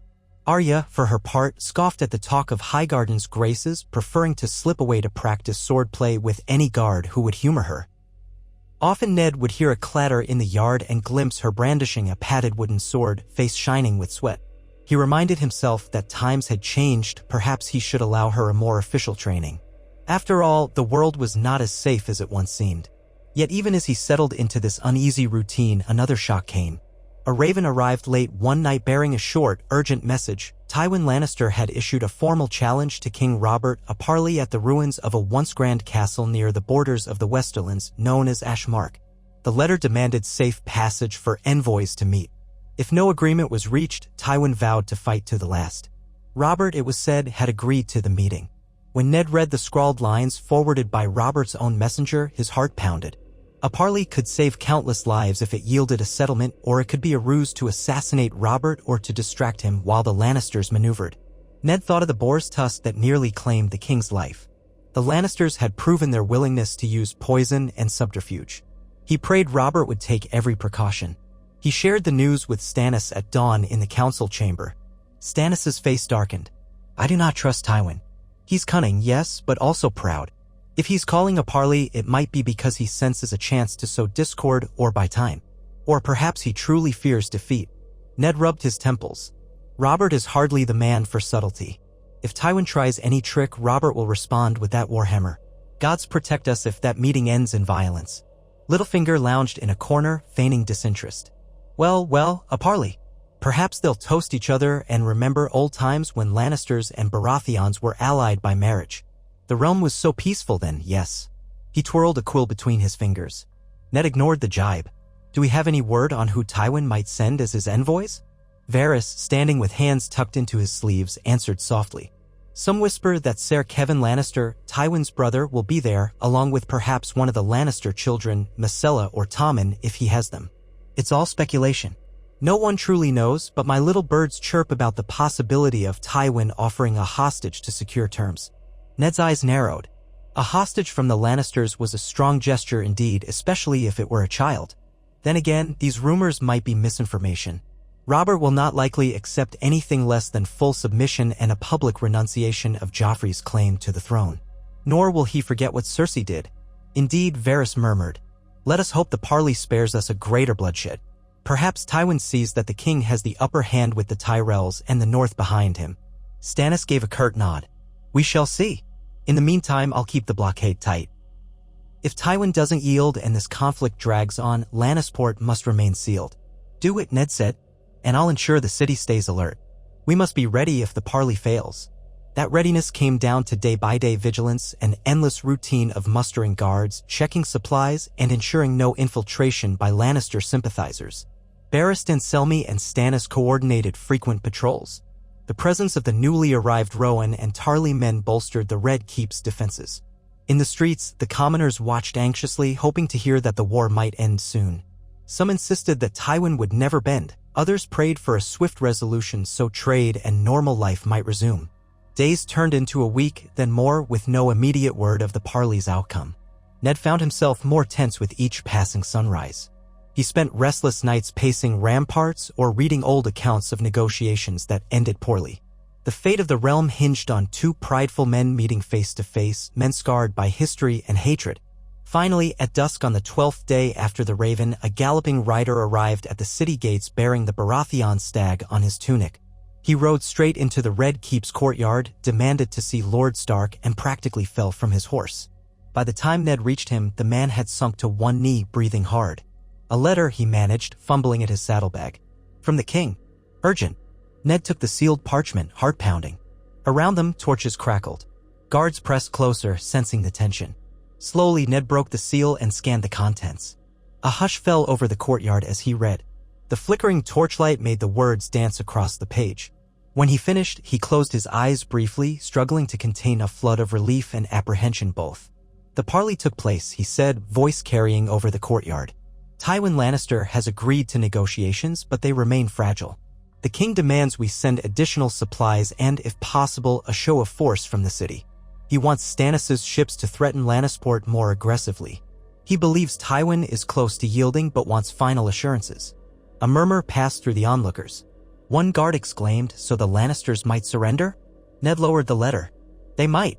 Robert and Tywin have reached a tentative accord to end hostilities if certain terms are met. But it's not settled yet. Jaime Lannister still moves in the field, Gregor Clegane continues his raids, and no one knows where the Queen is. Tywin insists he does not have her. The situation remains precarious." He read on, scanning details of the proposed terms. Tywin demanded that the crown officially set aside the charge of treason if House Lannister renounced all claims to the Iron Throne through Cersei's children. In turn, Tywin would pay heavy reparations for the attempted coup, deliver certain hostages as a guarantee, and stand down his armies. Robert insisted that the falsehood of Joffrey's parentage be recognized realm-wide, that each Lannister child disclaim the throne, and that Jaime face justice for his crimes if proven. It was a bristling list of demands. Ned could picture Tywin's jaw clenched at every line. But if the old lion had indeed consented to continue negotiating, it meant he believed further resistance would lead only to ruin. Yet so many pieces were unaccounted for: Cersei, Joffrey, Myrcella, Tommen. The letter said that Tywin claimed ignorance of their location. If that was true, the children might be in mortal danger, or hiding in some remote fastness. Robert had insisted that they be produced safely, or House Lannister would bear the blame for their disappearance. It was a tense standoff. Ned nodded to the rider. "You've done well. Get yourself some food and a bed. I will prepare my response at once." The man sagged with relief. "Thank you, my lord." Ned turned to the assembled guards.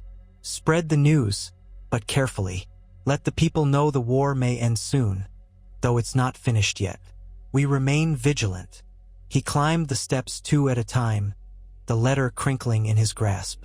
Once he gained the castle corridors, he found Stannis emerging from a side chamber, evidently alerted by the commotion. Without preamble, Ned handed him the parchment. Stannis read, brows drawn tight. When he looked up, his face was as stern as ever. "Tywin yields, or at least feigns yielding," Stannis said. "I never thought to see the day. How does Robert propose we answer?" "He wants your ships to tighten the blockade and for the city to stand ready with more men," Ned replied. "He's urging me to send another 1,000 swords if we can spare them. That, plus the looming threat of the Tyrell host, may convince Tywin to sign the final accord." Stannis paused, considering. "We can send those men, though it will stretch our garrison. But if it hastens the end, it's worthwhile. I'll dispatch a raven to the fleet as well. We'll ring Lannisport so tightly not a gull can pass without paying homage." Ned exhaled slowly. "Thank you, my lord. Let's make the arrangements at first light. For now, I must compose a response to Robert and gather the men."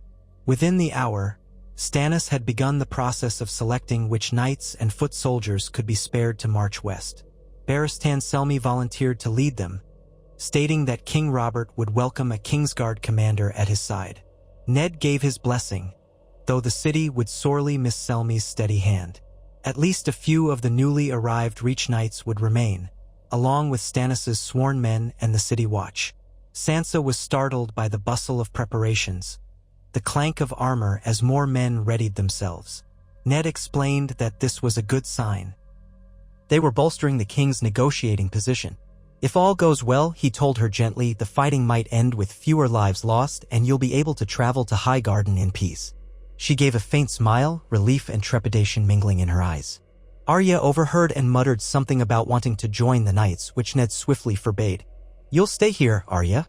This is a diplomatic mission, not an adventure." She scowled but did not argue openly. At dawn, Barristan Selmy rode out at the head of a fresh column of men, 500 knights and 500 archers and spearmen bearing the crown stag on their banners. Renly's presence had been missed in the city, but Barristan would serve as a figure of royal authority. Ned stood at the gatehouse with Stannis and Sansa, watching them depart. The new knights of House Rowan and Tarly formed part of the column, eager to rejoin the grand host. The air was clear and cool, and for once the city crowds turned out to wave them off in cautious hope. Ned felt a pang at the sight of Barristan's white cloak receding into the morning light. The final outcome of this war was still uncertain, yet now they stood closer to peace than ever before. He prayed silently to the old gods that Tywin would see sense and that Robert would curb his temper. If those two men found a stable accord, perhaps the realm could avoid more bloodshed. That evening, as Ned sat alone in his solar reviewing accounts of the day's dispatches, a soft knock sounded at the door. He called for the visitor to enter, expecting a guard or messenger. Instead, Varys appeared, gliding in like a specter. The Master of Whisperers wore a voluminous robe that whispered across the floor. His face was smooth, eyes glittering with unreadable cunning. "My Lord Hand," Varys said in his silken tone. "I hope I find you well." Ned placed his quill aside. "It's late, Lord Varys. If you're here, I suspect you have something important to share." Varys pressed his palms together. "Indeed. I bring word from a contact in the Westerlands, one of my little birds, if you will. There are rumors that Cersei Lannister and her children might be hiding in the remote stronghold of Banefort near the coast or possibly in the hills near Case. Different whispers point in different directions and Tywin appears to know nothing for certain. But one particular rumor intrigues me." Ned felt his throat tighten. "Speak." "It suggests that Cersei is not content to remain hidden. She may be seeking passage across the sea. A certain Lyseni merchant known for discreet voyages was spotted traveling west. If she flees the continent, it complicates the matter of the children's claim or might strengthen it if she seeks support abroad." Ned's heart thudded. If Cersei escaped Westeros entirely, she might conspire with exiled lords, Sellsword companies, or even allies of the Targaryens. The ramifications could haunt them for years. "Do you have proof?" Varys lowered his head. "Only whispers, my lord. No proof. But I thought it best you knew." Ned steepled his fingers, mind racing. "We could warn Robert, have him watch for suspicious ships along the western coast. But the blockade is mostly at Lannisport. If she leaves from another port or a secluded cove." "Precisely. Many a cove lines that rugged shore, and the sea is vast. Stannis cannot patrol every wave." Ned's jaw set. "She must be caught. If we let her vanish, she'll remain a threat forever, especially with her children." Varys smiled thinly. "A persistent threat, yes. But let us hope Tywin's negotiations might induce her to reveal herself. If he truly wishes to end the war, perhaps he'll have no choice but to produce his daughter." Ned could only nod grimly. After Varys left, he pondered the precarious situation. The realm was on the cusp of peace. Yet if Cersei slipped through their fingers, her brood's claim might linger like a festering wound. He took a fresh parchment and wrote a note to Robert, urging vigilance on the western shores, particularly near Banefort or Case. It was all he could do for the moment. The next fortnight passed in strained anticipation. Ravens arrived sporadically. Robert's frustration seeped through every message. Tywin balked at certain terms. Jaime had not yet joined his father. The question of Cersei and the children remained unanswered. Still, the king's host inched ever closer to the great seat of Casterly Rock. A single slip could ignite a fresh wave of violence. But for the time being, negotiations lurched onward. In King's Landing, talk of peace began to replace talk of war, at least in the wine sinks and market stalls. Merchants prepared for the possibility of reopened trade routes. Small folk dared to dream that prices might fall again, that harvests might reach the city unimpeded. Ned took small comfort in these stirrings of hope, for he knew how easily hope could be dashed. One morning, as Ned was hearing petitioners in the throne room, an unremarkable parade of minor disputes and pleas for coin, a commotion erupted at the grand doors. A gold cloak captain rushed in. Breathless, "My Lord Hand," he called, ignoring the hush that fell. A group arrives at the city gate bearing the banner of House Lannister. They request parley and claim they come with the blessing of King Robert. Ned rose from the throne's dais, heart leaping. "House Lannister? Here." The captain nodded. "Yes, my lord. They carry a sealed letter from the king, apparently giving them safe conduct. Should we admit them?" Ned took a steadying breath. "Yes. Escort them to the Red Keep. I'll see them in the Great Hall at once. But keep a close watch in case this is some trick." "Yes, my lord." The captain bowed and hurried off. A ripple of astonished talk spread among the petitioners. A hush hung in the air as if the very stones of the throne room sensed the weight of this moment. Then Ned dismissed the day's petitioners, instructing them to return another time. He conferred briefly with the knights present, ensuring the hall would be secured. Not half an hour later, the great doors opened again and in filed a half-dozen Lannister retainers wearing the crimson and gold lion on their surcoats. At their heads stood a silver-haired knight Ned recognized as Ser Kevan Lannister, Tywin's brother, flanked by 2 younger knights. Kevan's expression was grave but calm. He approached the dais and inclined his head in a rigid bow. "Lord Hand," he said, voice echoing in the vast hall. "I come on behalf of Lord Tywin Lannister, Warden of the West. I bring a letter bearing King Robert's seal, granting us safe passage to discuss terms of peace." Ned descended the steps, stopping a few paces away. The Kingsguard knights to either side watched warily. "Show me the letter," he said. Kevan drew a parchment from his belt and offered it. Ned examined the seal. Indeed, it was Robert's. The words within confirmed that Robert extended safe passage to Ser Kevan Lannister and his retinue, allowing them to speak on Lord Tywin's behalf to finalize details of their accord. Ned could practically hear Robert's impatient growl in the lines about swift resolution. He handed the letter back, his gaze never leaving Kevan's face. "Very well," Ned said. "You are welcome as guests under the king's word. We shall arrange a place for you to stay. First, let us speak plainly. Does this mean Lord Tywin is prepared to accept King Robert's demands?" Kevan exhaled slowly. "My brother is prepared to make significant concessions, provided certain assurances are given.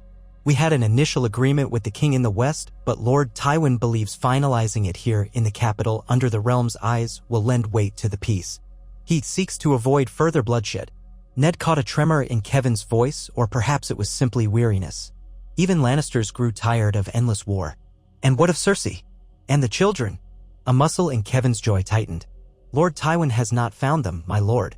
He states it truthfully. We fear Cersei fled with her children to some unknown haven. My brother begs that no blame be laid upon him for their disappearance. Nonetheless, House Lannister stands ready to disavow their claims to the throne if that is what the crown demands." Ned's mind whirled. That sounded dangerously close to House Lannister abandoning Cersei. If so, it was a sign Tywin believed the war unwinnable. But it also meant they might never see Joffrey, Myrcella, or Tommen return safely. "We will see what the king says. For now, I will arrange quarters for you and your men, and we can begin preliminary discussions in the morning. Let all be done in good faith, or this city will not hesitate to defend itself." Kevan bowed his head, stepping back. "We appreciate your courtesy. I swear we come in peace." Ned nodded to the guards. "Escort Ser Kevan and his party to the Tower of the Hand. Post watchers, but do not infringe on their rights as guests." And thus, in a swirl of red cloaks, the Lannister party was led away. Ned stood there in the cavernous silence of the throne room, the iron throne looming behind him. He could almost feel the sharp metal edges pressing on his back, as if the seat itself demanded a sacrifice of blood.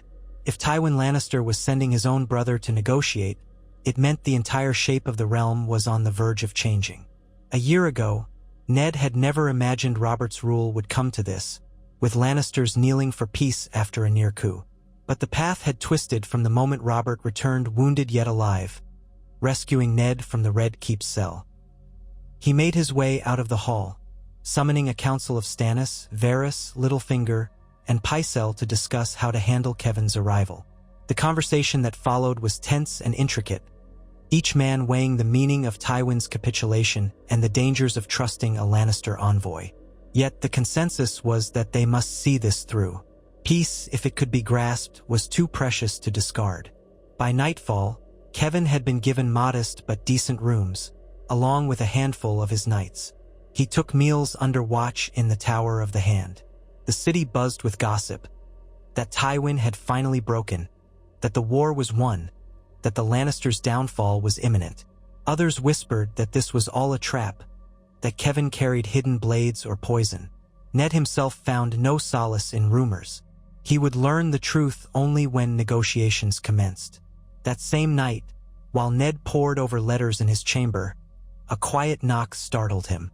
Expecting a guard, he opened the door to find Kevan Lannister himself, unarmed, head slightly bowed. Outside in the corridor, a pair of Baratheon guards hovered, uncertain whether to intervene. Ned gestured that it was all right and invited Kevan inside. Kevan spoke in hushed tones. "I came to request a moment of your time, my lord. Privately, I do not wish for misunderstandings." Ned studied his face, trying to gauge sincerity.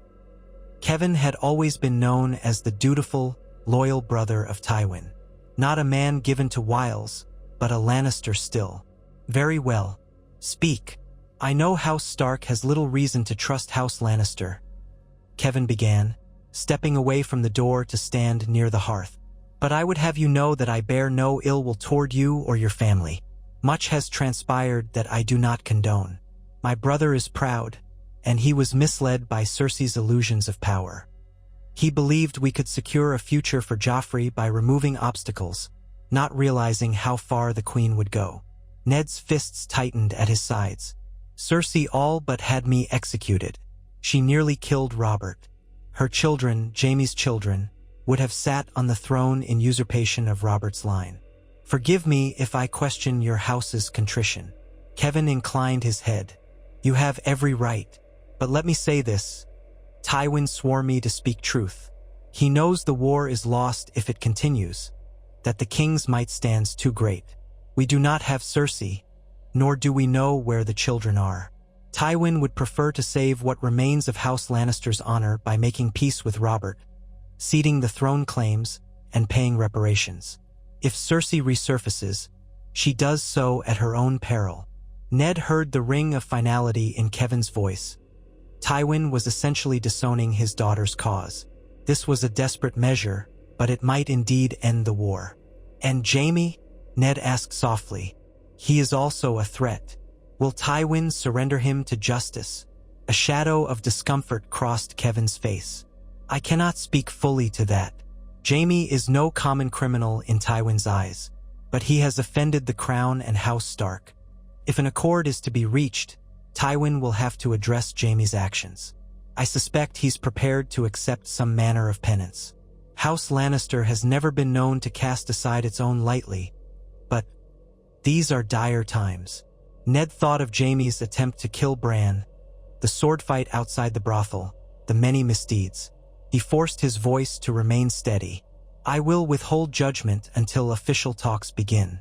But if you intend to patch this over with gold alone, you will fail. Jaime's crimes, the attempt on the king's life, the murders your men committed, blood demands justice. Kevin nodded solemnly. I understand. Then he lowered his gaze for a moment. Lord Stark, if it eases your heart even a fraction, know that I have children of my own, Lancel, Martin, Janei. I would not see them pay for the sins of others. I beg you not to punish innocents for crimes they never committed. Ned felt a faint pang of empathy, recalling how he, too, hated to see children harmed for their parents' wrongdoing. That is not my way, he said quietly. Nor is it the king's, I hope. Kevin exhaled, relief touching his eyes. Thank you. That is all I wish to say. We will meet with you officially tomorrow. May the gods grant us wisdom to end this bloodshed. With that, Kevin bowed and left. Ned locked the door behind him, leaning his brow against the wood. The entire realm was poised on a knife's edge. Peace if the Lannisters truly bent, war if any treachery lurked. He prayed that tomorrow's talks would not descend into posturing. For all their cunning, the Lannisters might see that the best course was to yield. Otherwise, Robert would tear them apart.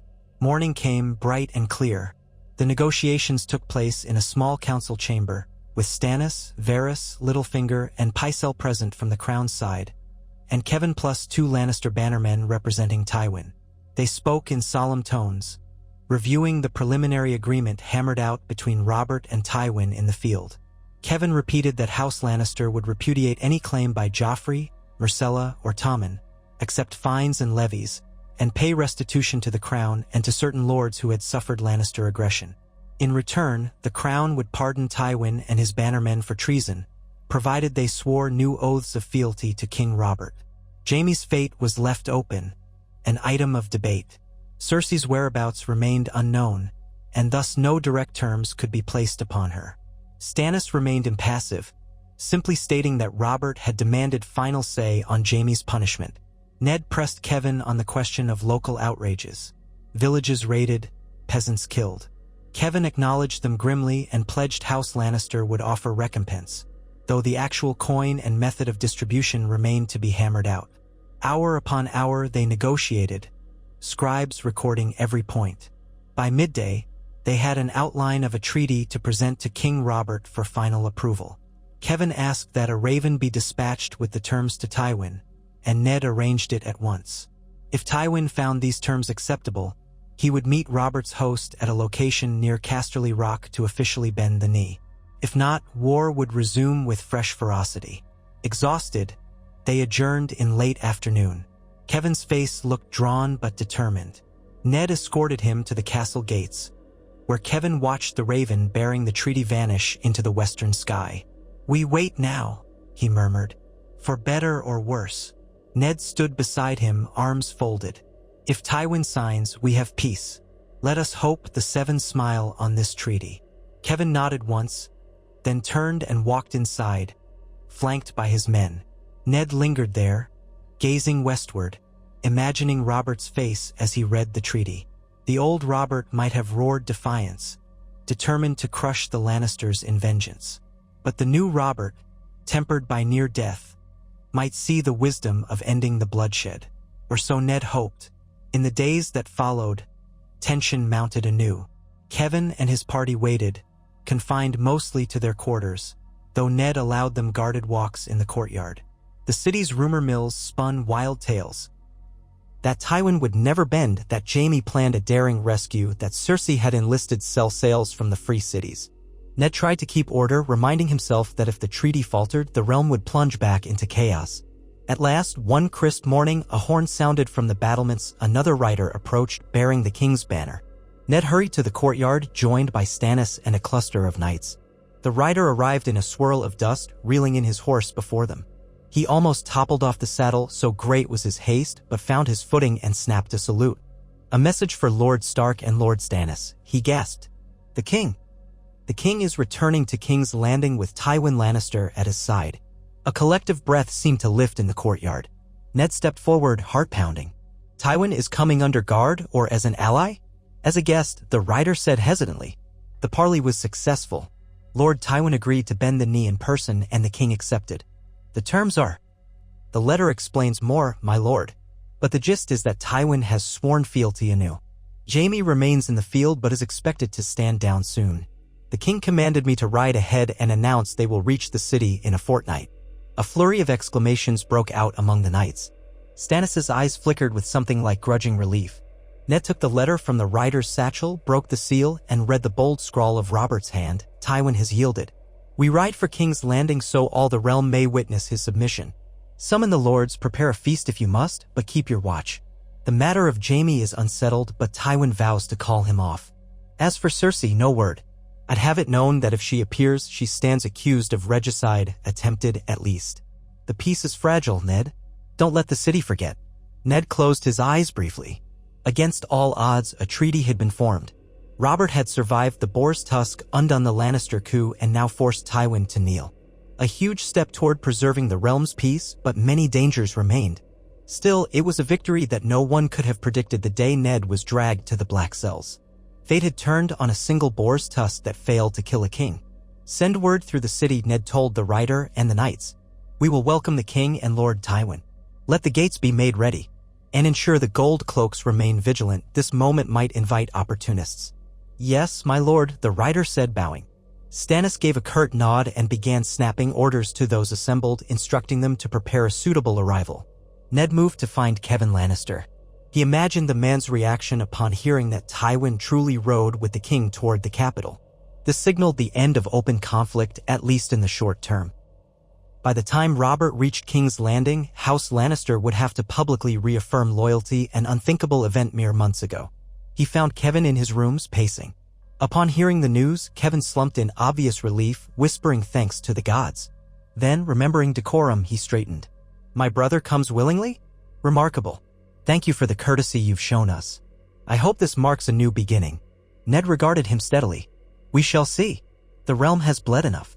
If your lord brother honors his oath, then we can begin to heal. But I warn you if any treachery emerges." Kevin lifted a hand. "I understand. Let us pray no more blood is spilt." In the fortnight that followed, the city bustled with a mixture of fear and anticipation. Bakers baked extra loaves, butchers prepared more cuts of meat, and innkeepers scrubbed floors, all in hopes of hosting or profiting from the king's retinue. Minstrels tuned harps for the possibility of a grand feast. At the same time, soldiers patrolled double, eyes peeled for any sign of sabotage. Littlefinger crowed about the gold that might flow, while Varys quietly spread word that the city would not tolerate any riot or attempt on Tywin's life. At last, on a bright midday, word arrived that Robert's column approached.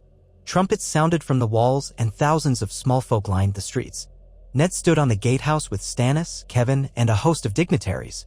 Far down the Rose Road, banners fluttered. The crowned stag of Baratheon, the rose of Tyrell, the dire wolf of Stark, mingled with the gold lion of Lannister.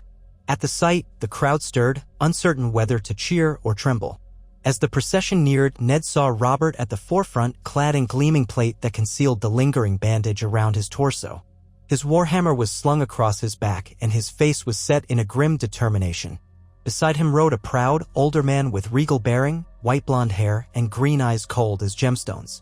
Lord Tywin Lannister. The men behind them included Renly Baratheon, Ser Loras Tyrell, and dozens of knights from the combined host.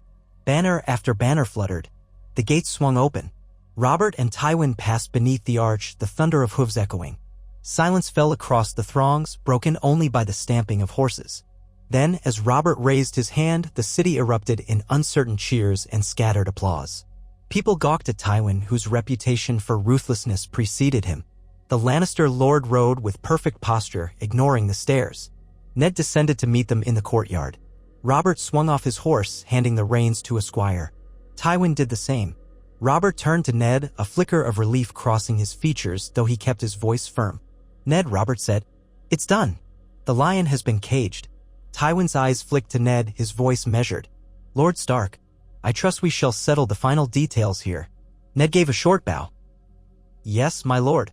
Welcome to King's Landing." The courtyard was thick with watchers, a hush layering over them. Slowly, Robert gestured for Tywin to follow, and the group moved into the keep. Stannis fell in beside Ned, his expression carefully controlled. Renly winked at a few ladies in the crowd. Ser Loras rode behind, receiving squeals of delight from some watchers who recognized the Knight of Flowers. The city guards kept a close watch on every Lannister banner, ready for any sign of betrayal. They convened in the Great Hall, where the Iron Throne loomed like a metal predator. Robert mounted the dais and faced Tywin, who stood below. The hush was profound. Robert scanned the assembled knights, lords, and onlookers. Then he said, voice echoing off the stone, "Lord Tywin Lannister, Lord of Casterly Rock, Shield of Lannisport, Warden of the West. You come before the Iron Throne to affirm your loyalty to the crown and to face the reckoning for what has transpired. Speak." Tywin's face remained impassive. He knelt. A gasp rippled through the hall. Lord Tywin Lannister had once commanded half the realm's wealth and power, rarely bowing to anyone but kings he chose to serve. And here he was, on bent knee, acknowledging Robert. "I, Tywin of House Lannister," he said, voice clear, "do hereby renounce all claims made by my daughter, Cersei, or her children to the Iron Throne. I acknowledge the wrongdoing that endangered the realm, though I maintain it was not my will that King Robert be harmed. In reparation, I swear fealty to King Robert Baratheon and agree to the treaty terms set forth between us. May the gods and the laws of men bear witness." A collective hush. Then Robert let out a breath. "Rise, Lord Tywin. The realm has known enough war. Let these words mark a new peace. Our scribes shall record your oath. Should you or your bannermen break it, there will be no mercy." Tywin rose, meeting Robert's stare with unblinking intensity. "I understand, Your Grace." Robert looked to Ned. "My hand will oversee the final details. For now, let all present see that peace is made. If any man tries to disrupt it, he shall face the king's justice." A cheer, hesitant at first, began to spread. Some lords stamped their feet in applause, others looked wary. Kevan Lannister, standing nearby, exhaled with relief. Varys smiled his mysterious smile, and Peter Baelish offered a mocking half-bow. Sansa and Arya, who had slipped in at the back of the hall, exchanged startled glances, uncertain whether to feel joy or fear at the sight of Tywin Lannister kneeling. Robert stepped down from the dais, leaning in toward Ned. "Let's get on with it. My side is killing me. That ride was a bloody ordeal." Ned inclined his head, murmuring back, "Soon, Your Grace. We'll see to Lord Tywin's lodging and assemble the final treaty." Together, they swept out of the hall, the crowd parting to let them pass. In the corridor, Robert paused, wincing as he pressed a hand to his bandaged ribs under the armor. 7 hells, that parley was about as pleasant as swallowing nails. But it's done, Ned. The bastard lion bent. Ned nodded, a swirl of emotions within him. Well done, Robert. We may yet avert a greater war. But Jaime, Cersei, those threats remain. And the question of what to do with Joffrey, Myrcella, and Tommen if they reappear. Robert scowled. We'll deal with them if and when they crawl out of whatever hole they've dug. For now, let's enjoy a victory feast. I want ale, and plenty of it. Ned managed a small smile. Robert's appetite for revelry had not died, despite everything. But before any feast, there was endless work, drafting the final treaty, ensuring the Lannister men who accompanied Tywin were properly housed, controlling the city's reaction, attending to the North's interests, verifying the Tyrell demands. The realm still lay under a tangle of oaths and grudges. Yet as Ned gazed at Robert's weary but triumphant face, he thought back to the moment everything had changed. Robert's would-be fatal hunting accident. The gods or blind chance had spared him, allowing him to return just in time to save Ned from Cersei's schemes. That single twist of fate had toppled the Lannister gambit, awakened the alliances of the Tyrells and the North, and now forced Tywin to kneel.